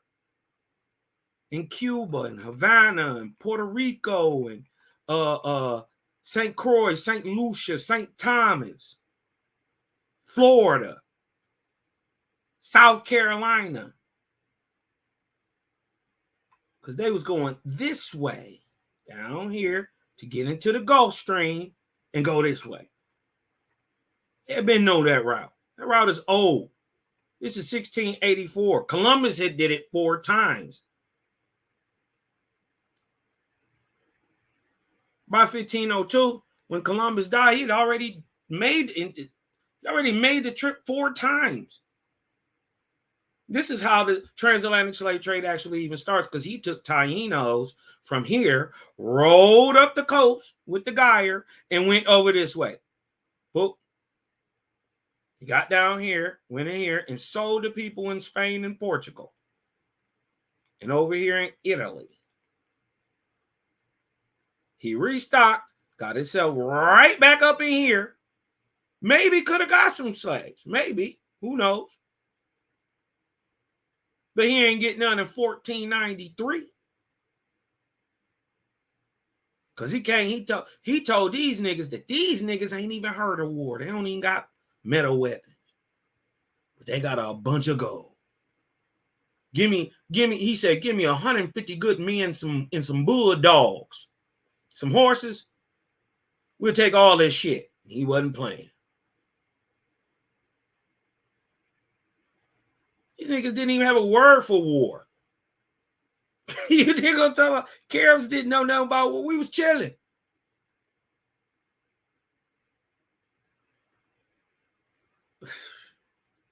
All right. I'll be careful when niggas tell y'all shit. Founded in South Carolina, which is when they built the quaint settlement of Stewartstown. 2 years later, it was burned to the ground by Spanish and Native American troops. It was revenge for the role the Scots played in a slave raid. The attack drove away the Pilgrims, and their settlement was lost until now. Number 3. Giant cryosphinxes. There are 2 ancient temples in the Egyptian city of Luxor that are unlike anything else on the planet. The Luxor Temple and the Karnak Temple can be found here, separated by 1.7 miles. Joining these 2 temples is something called the Avenue of Sphinxes, otherwise known as the King's Festivities Road. When the most recent work was finished on the avenue about 2,300 years ago, it consisted of over 1,000 sphinxes and statues on either side of the pathway. It would have been something truly mind-blowing to see. Egyptian priests led sacred processions along the avenue during the most important festivals and ceremonies. Recently, researchers found 3 new sphinxes just outside Karnak Temple. However, these aren't any ordinary sphinxes. They are called cryosphinxes. Instead of having the body of a lion and the face of a pharaoh, these statues have the bodies of lions and the heads of rams. One of them was even found to have a coiled cobra carved onto the top of its head, and another one had a hieroglyphic inscription from the reign of Amenhotep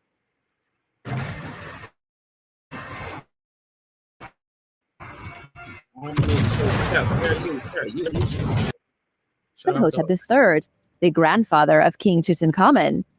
So this would be new era, new kingdom time. If I'm not mistaken, grandfather of Imhotep, that would be, so his son is Akhenaten, and then his son is Tut. So this is 26 dynasty. So 700 BC, maybe 1000 BC. That means the cryosphinxes may have been some of the earliest statues erected alongside the sacred pathway, created sometime around the year 1390 BC. The Avenue of Sphinxes was constructed during the 18th dynasty from between 1550 to 1295 BC, Oh, and it continued. you see what they said when that thing started, when the new kingdom started. The 18th dynasty. We all know who this is. The very first king, 1550, 1553, 1550 BC. We see Amos the First, aka Nugon. You dig what I'm talking about? The second dude to oppress these people. You know what I mean? Got to come to grips with the fact that the Lycian, your own people, the Hyksos, shepherd kings, came to rule over you. You dig what I'm talking about? Because, you know, we got to remember what they saying about who put this order or this hit out. You know what I mean? On these people. When they found, they had to find out that they got Moses's mother to nurse him. You know what I mean? And they explained to the king that, you know, that's how the lady got up in it, the baby got up in there, so he relented. You dig what I'm talking about? But this is Amos, Theban king. So he from the southern kingdom. He from the southern kingdom of Thebes.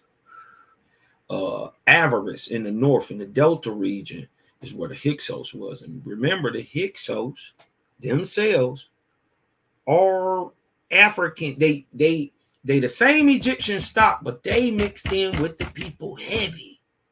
Even just basically becoming Egyptians. The Egyptians just knew that they was different niggas. That's like trying to, like a Puerto Rican trying to tell a Mexican, nigga, we the same people. No, y'all not the same people. You dig what I'm talking about? While even to an outsider, it may look like they the same people, but they not. You dig what I'm talking about? And this is why they fight with each other so much.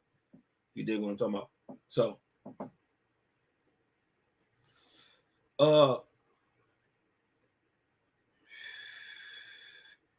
this your boy Nugon right here. You dig what I'm talking about? This your boy Nugon right here. Hold on, y'all.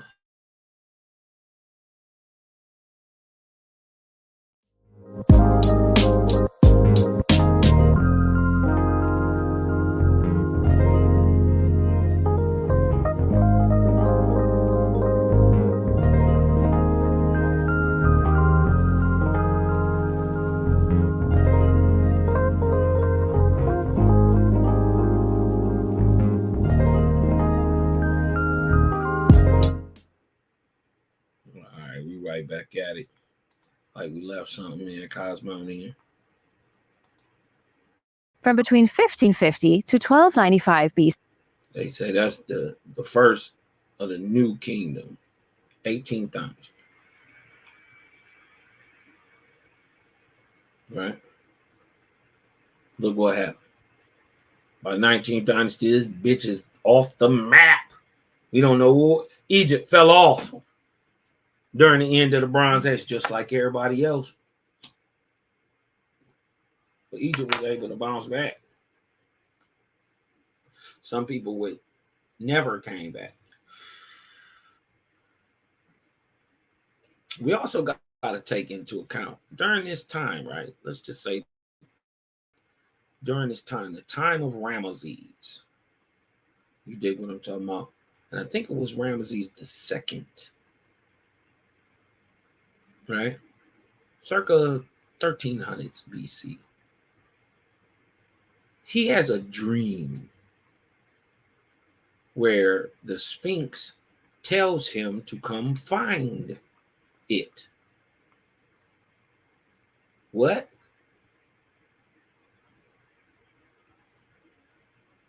So that means you couldn't see the Sphinx in your lifetime. You had to dig it up. How do you bury a Sphinx so long? That means the land was way up here. That means the pyramids was was up here. This shit was underground.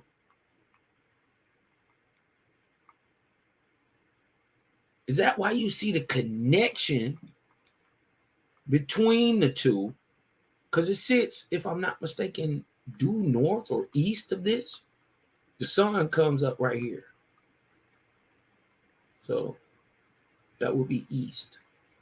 And it sits perfectly north, south, east, west, in the middle of the world, if you look at it from an African point of view. Perfect. They call it the navel.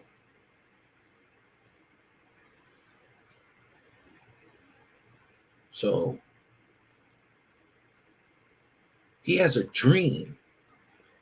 Well, in the dream, the Sphinx, the spirit of the Sphinx, talks to him and tells him to dig him up and find him. And today, right in the middle of this paw, right here in the real world, because this is way over here. So it's a distance away in real life. It's not close like this. There is a stela that sits in between these paws. That's written by Ramesses that tells that story. So that means up until the time Ramesses found it in the 1300s. So that means the first century or the very first Egyptian kings, first dynasty, pre-dynastic, they never seen this thing. What? How old is this thing?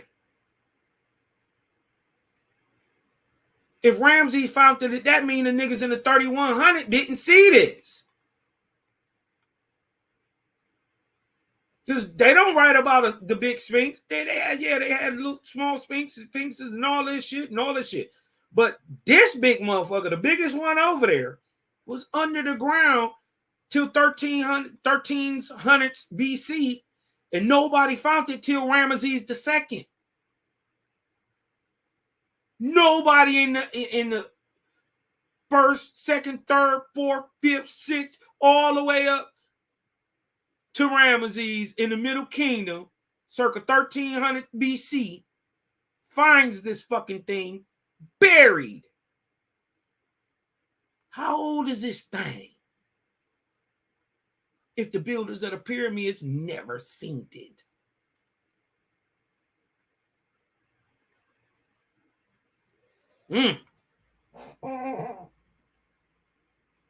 Emerald tablets of Thoth say is something up under here, up under the ground too.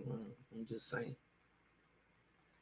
See, and it continued to be used until the Ptolemaic dynasty in 305 BC. What really has archaeologists scratching their heads, though, is that nobody really knows what the purpose of cryosphinxes was. Others have been found at the entrance of the Temple of Amun in Thebes. But again, we don't have any clue what the point of them was. Even stranger is the carving of the cobra on the Sphinx's head. Surely that means something, but researchers just haven't figured it out yet. Number 2, Roman floor mosaic. On the coast of Naples, archaeologists were recently performing excavations at an ancient luxury seaside villa. The villa belonged to one of the most horrific figures from Roman history, a tyrant known as Publius Vettius Pollio. This man went down in history for being particularly cruel to his slaves. According to legend, he liked to torture his servants by feeding them parasitic worms and doing other bizarre experiments on them. He lived on the Bay of Naples 2,000 years ago, in an exclusive neighborhood reserved for the wealthiest Roman families. While archaeologists were excavating the ruin of his fancy house, found a breathtaking mosaic. Researchers from the University of Naples said the mosaic was found in a living room with a wide open view of the sea. The floor was made from small white pieces of a material called tesserae, which is sort of like glass or ceramic. The mosaic likely dates back to the Republican age, before the Roman Empire was formed. After the death of the terrible tyrant Publius, the mosaic was buried under renovation work. Emperor Augustus took over the villa and had the floor covered up. At the moment, we don't know what the mosaic depicted. It could have been a picture of magical nymphs, or perhaps something far more sinister. Number 1. Golden glass. When the Romans wanted to personify the eternal city, they turned Rome into a woman named Roma. She was portrayed wearing a helmet, and she carried a war spear in her hand. Of exposed flooring and found historical artifacts that belonged to one of the most horrific figures, according to legend, who liked to torture his subversive neighborhood reserved for excavating on a breathtaking of the sea. The floor was made from small renovation work. Emperor Augustus took portrayed wearing a helmet, and she carried a depicted. It could have been a picture of magical nymphs, or perhaps something far more sinister. Number 1. Golden glass. When the Romans wanted to personify the eternal city, they turned Rome into a woman named. They turned Rome into a woman.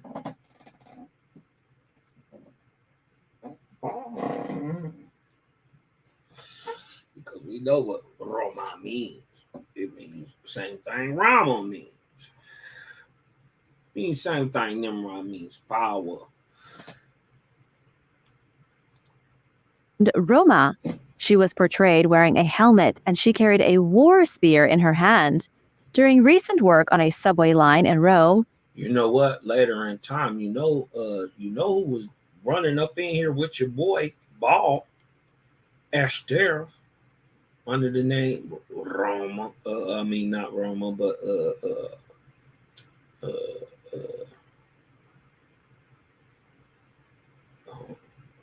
Apolliana. She was Hera. You dig what I'm talking about? Plenty of the Roman gods. Multiple were Astaroth. Indeed. And then later in time, other angels came and usurped some of these titles that used to be just only Astaroth. Because the original Freya, you dig what I'm talking about, is Astaroth. Freya don't come into the stories early of Odin. You dig what I'm talking about? He go through a lot of shit before he ever even meet Freya. You dig what I'm talking about? Here Freya is right with you know, when we get down closer in time. She just as important. They start praising her too. See, the stories change. You dig what I'm talking about? First Odin would have always been Anu. Second Odin would have been Osir. Third Odin would have been Baal. And I'm starting to think he may have took that title one eye. We know Baal was a warrior. Listen, he thugged it out the whole time. Yo, he was Zeus. I mean, that Zeus when you think of back in the turn of the century, MASH and shit, Jupiter, Jove, that was Baal. A beast. He ran the half of the Romans that would have took the Byzantine part and also the part of Carthage. You dig what I'm talking about? So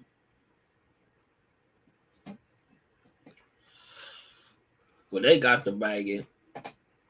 I'm just tell you like this. Lil Mon had one of the fightingest niggas on his side ever. That nigga Allah. Gabriel, boy, that nigga can scrap. They found something shocking. We don't know what the mosaic depicted. Portrayed wearing a helmet, and she carried a war spear in her hand. During recent work on a subway line in Rome, workers uncovered a rare piece of golden glass depicting one such image.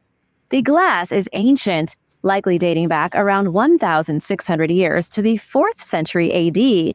It's an incredibly rare piece showing Roma, the city of Rome in human form, as a battle-hardened warrior woman. Archaeologist Simona Moretta says the piece was likely the bottom of a cup. This was a drinking vessel that an ancient Roman resident had used in their everyday life. When they took a sip from the cup, they were staring at the face of their beloved city. Then, when the cup was shattered, most likely by accident, the owner saved the image because they liked it. Simona says she wouldn't be surprised if the image had been hung on the wall as a piece of decor. Thanks for watching. Which discovery was your favorite? Man.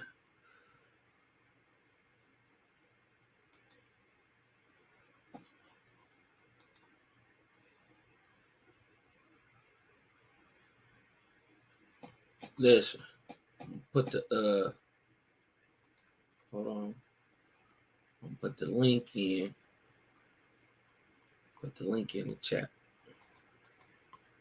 Hold on 1 second, y'all. Put the link in the chat. Y'all come on in, man. Chop it up with your boy Kosmon in real quick. You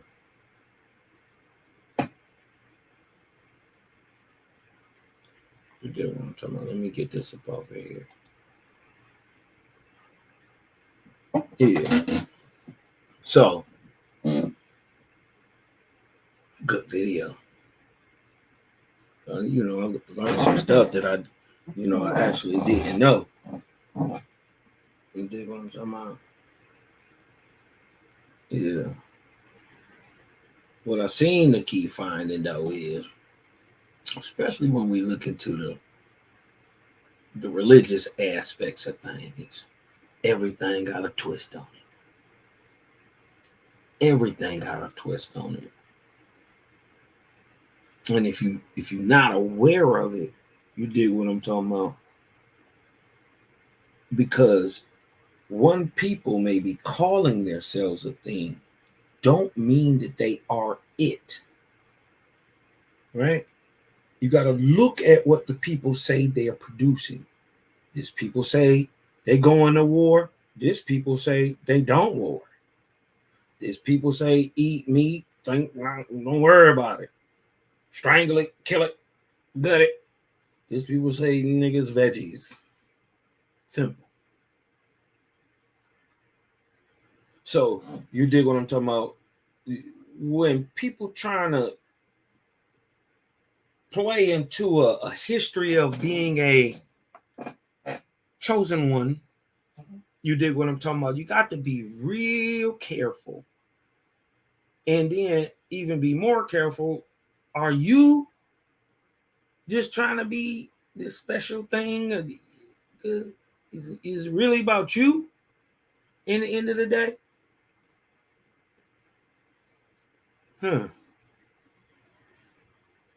Well, you dig what I'm talking about? Well, they say Creator said he made me a perpetual judge.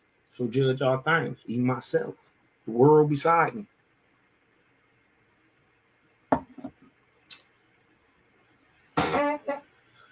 It's a difference, man. It's freeing, it's liberating understanding this stuff, man. Y'all got to get in tune with Creator, man, because you ain't got to believe me.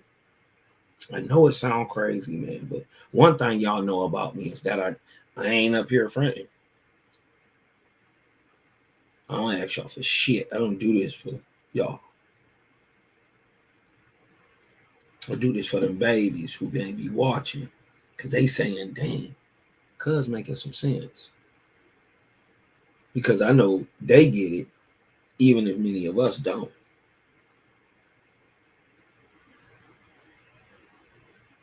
All right, there is. Listen, man.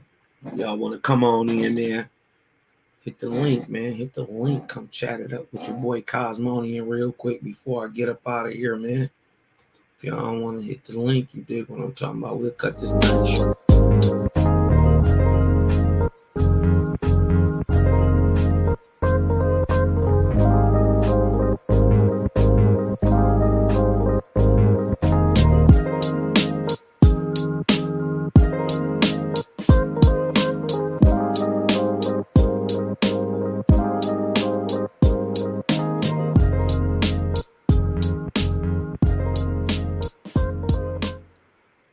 Yeah, this that Kosmon Reacts, man. Number 61, man. Just trying something new. You dig what I'm talking about? If y'all like that Kosmon React, sub, like, share it on your social media platforms for your boy. You dig what I'm talking about? We'll get it up out there and we'll chop it up real about some everything.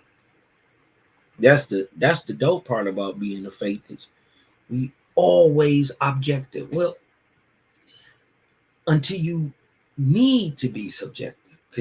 Because the subjective can lead you in ways to prove they are objective. For instance, you don't see a hurricane. You don't see the air. You see the substance being grabbed from around it and twirled in the air. You don't actually see the air. Okay, so it's the same effect. Well, let me see. Any questions, man, before I get up out of here?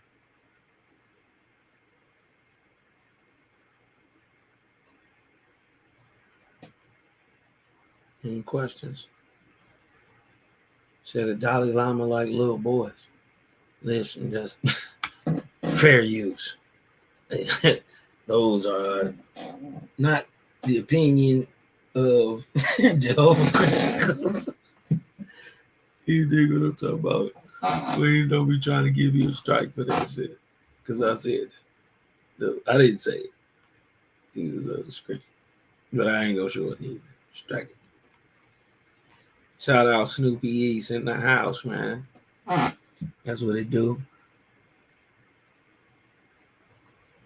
Brian says a hidden. Yeah. You talking about the Sphinx? Yeah, Thoth and them say it's a whole ship up under there for the people who enlightened enough to actually crank it up. But we find out that that's really Hermes. Hermes ain't Thoth, right? Hermes taught Thoth. Hermes, the god, along with Baal, taught the very first prophet of Osiris, who was a man. His name was Thoth. And they inspired him and taught him directly to write the first Osirian Bible, where you get, for the very first time, words like Adam.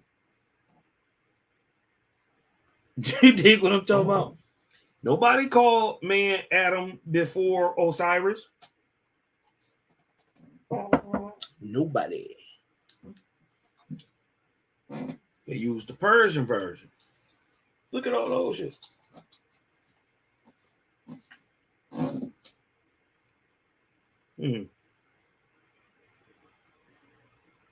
It's crazy. Dude, what I'm talking about?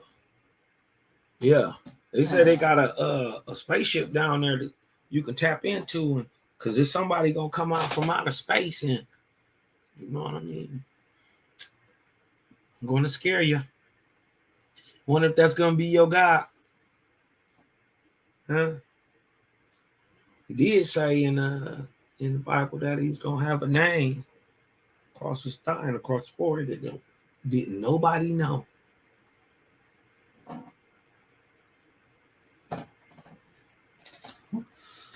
Yep.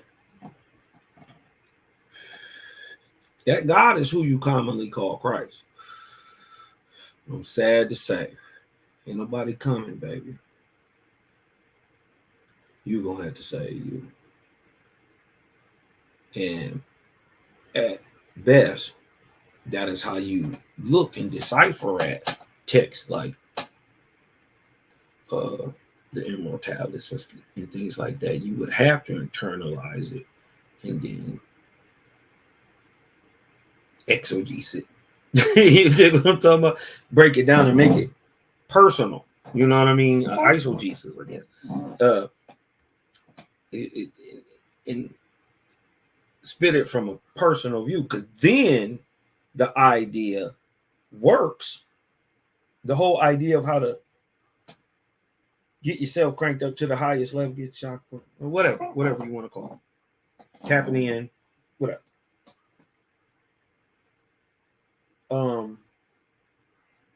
That was being explained and was known at these times. We gotta understand, man.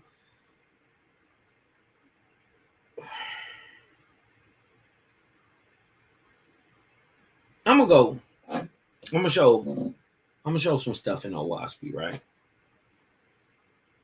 Because it's dope. My theory is from roughly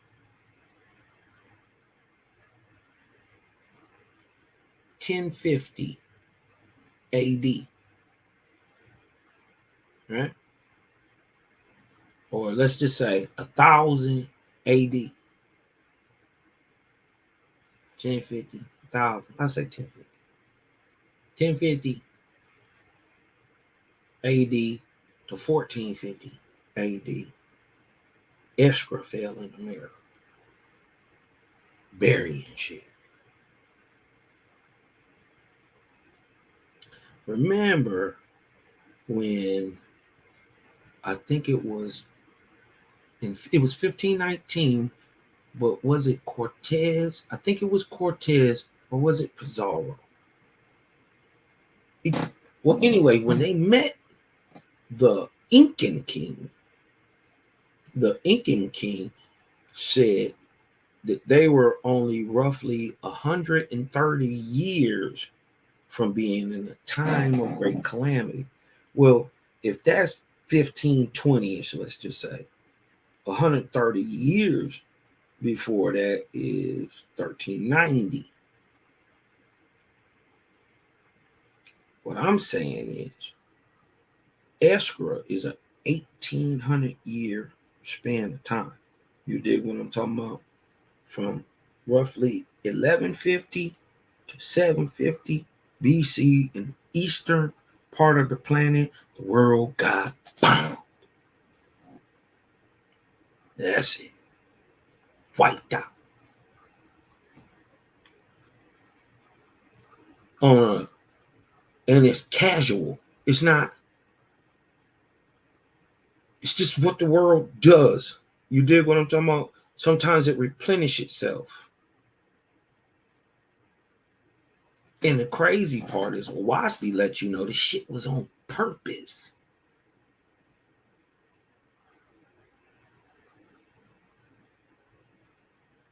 The deserts we know today were being finished off during this time. It already started in 4500 BC. This is common knowledge. I'm going off what I know. The desertification of the Sahara started, really started, but it finished off in Escra during the end of what they call the end of the Bronze Age, or the Bronze Age collapse from 1150 to 750 BC.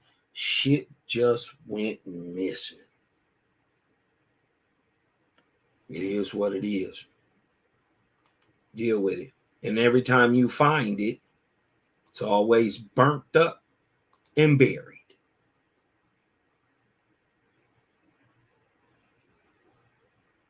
How do you melt a mountain?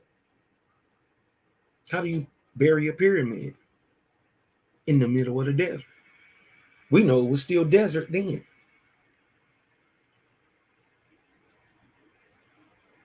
How do you bury a pyramid?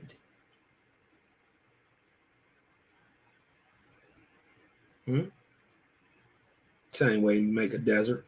Same way you make a fossil. The same way you make a sedimentary rock. See, they think sedimentary rocks come from water. Or water trickling down and degrading some type of substrate and then settling in levels of. Nah, nigga. The shit don't come from down here. It come from up there. Falling in its own atomic rate. Hot. That's how you make sedimentary rock. That's why it's layered like that. That's how it can be. That's how it is. Because it's in the ethers. So it's sublimated. Because what does ether do to corporeal? Sublimated. As in what? Solution. So it's like having a cup of water and you got 2 spoons of salt in a cup of water, clear glass. You pour the 2 cups of salt in there. You can still see it at the bottom. You dig what I'm talking about? But once you put that vortexian spin on it,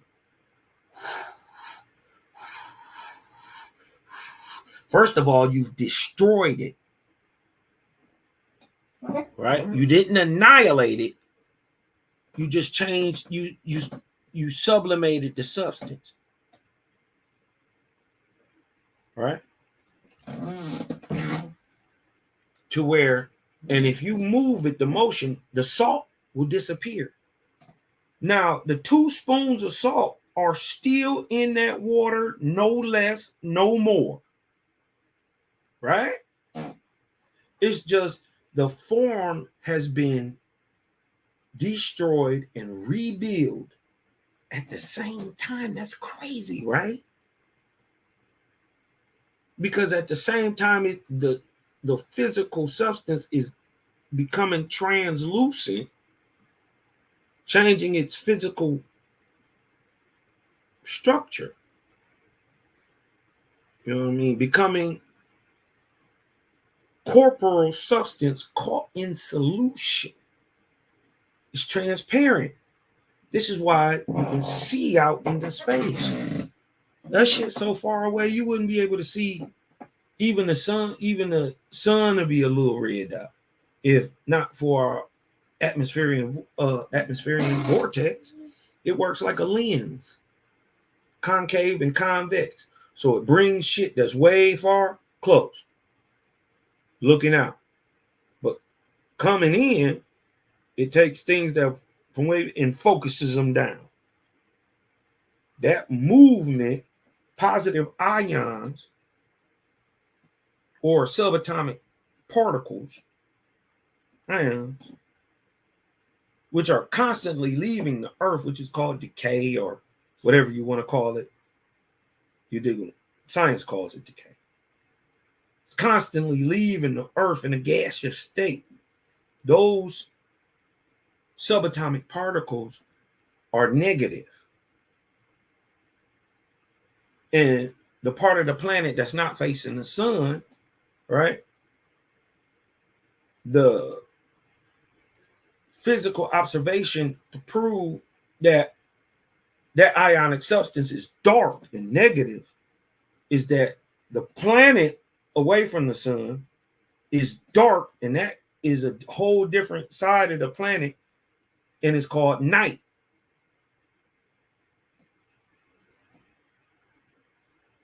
Because guess what? The sun gonna face that part of the world and it's gonna brighten up while the others have it's dark. Night and dark happen at the same time, all the time. You dig what I'm talking about? So that ionic material in the daytime, and what we call the daytime, or on the sunny side of the planet, right, gets direct what's known as magnetism. It's really vortexia. All of it's vortexy. Don't matter what energy you talking about. It's all vortex. It's just how vortex reacts on the corporeal substance itself. Ain't no gravity, yo. Ain't no big pull. It's big push. Ain't no big bang. It's big spin.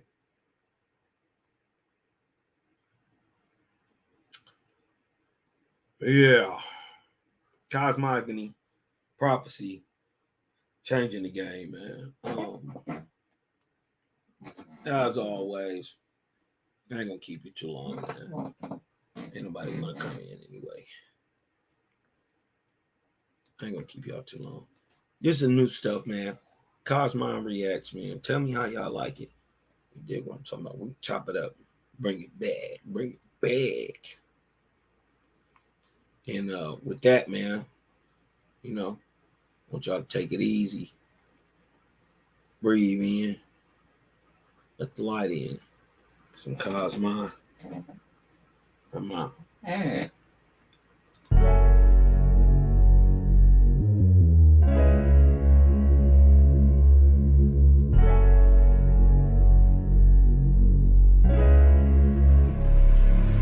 And oh yeah, put that Super 7 in the air. Tell me how you feeling when you feeling up there. When you in the sky breathing rarefied air. When you breathing rarefied air, oh yeah.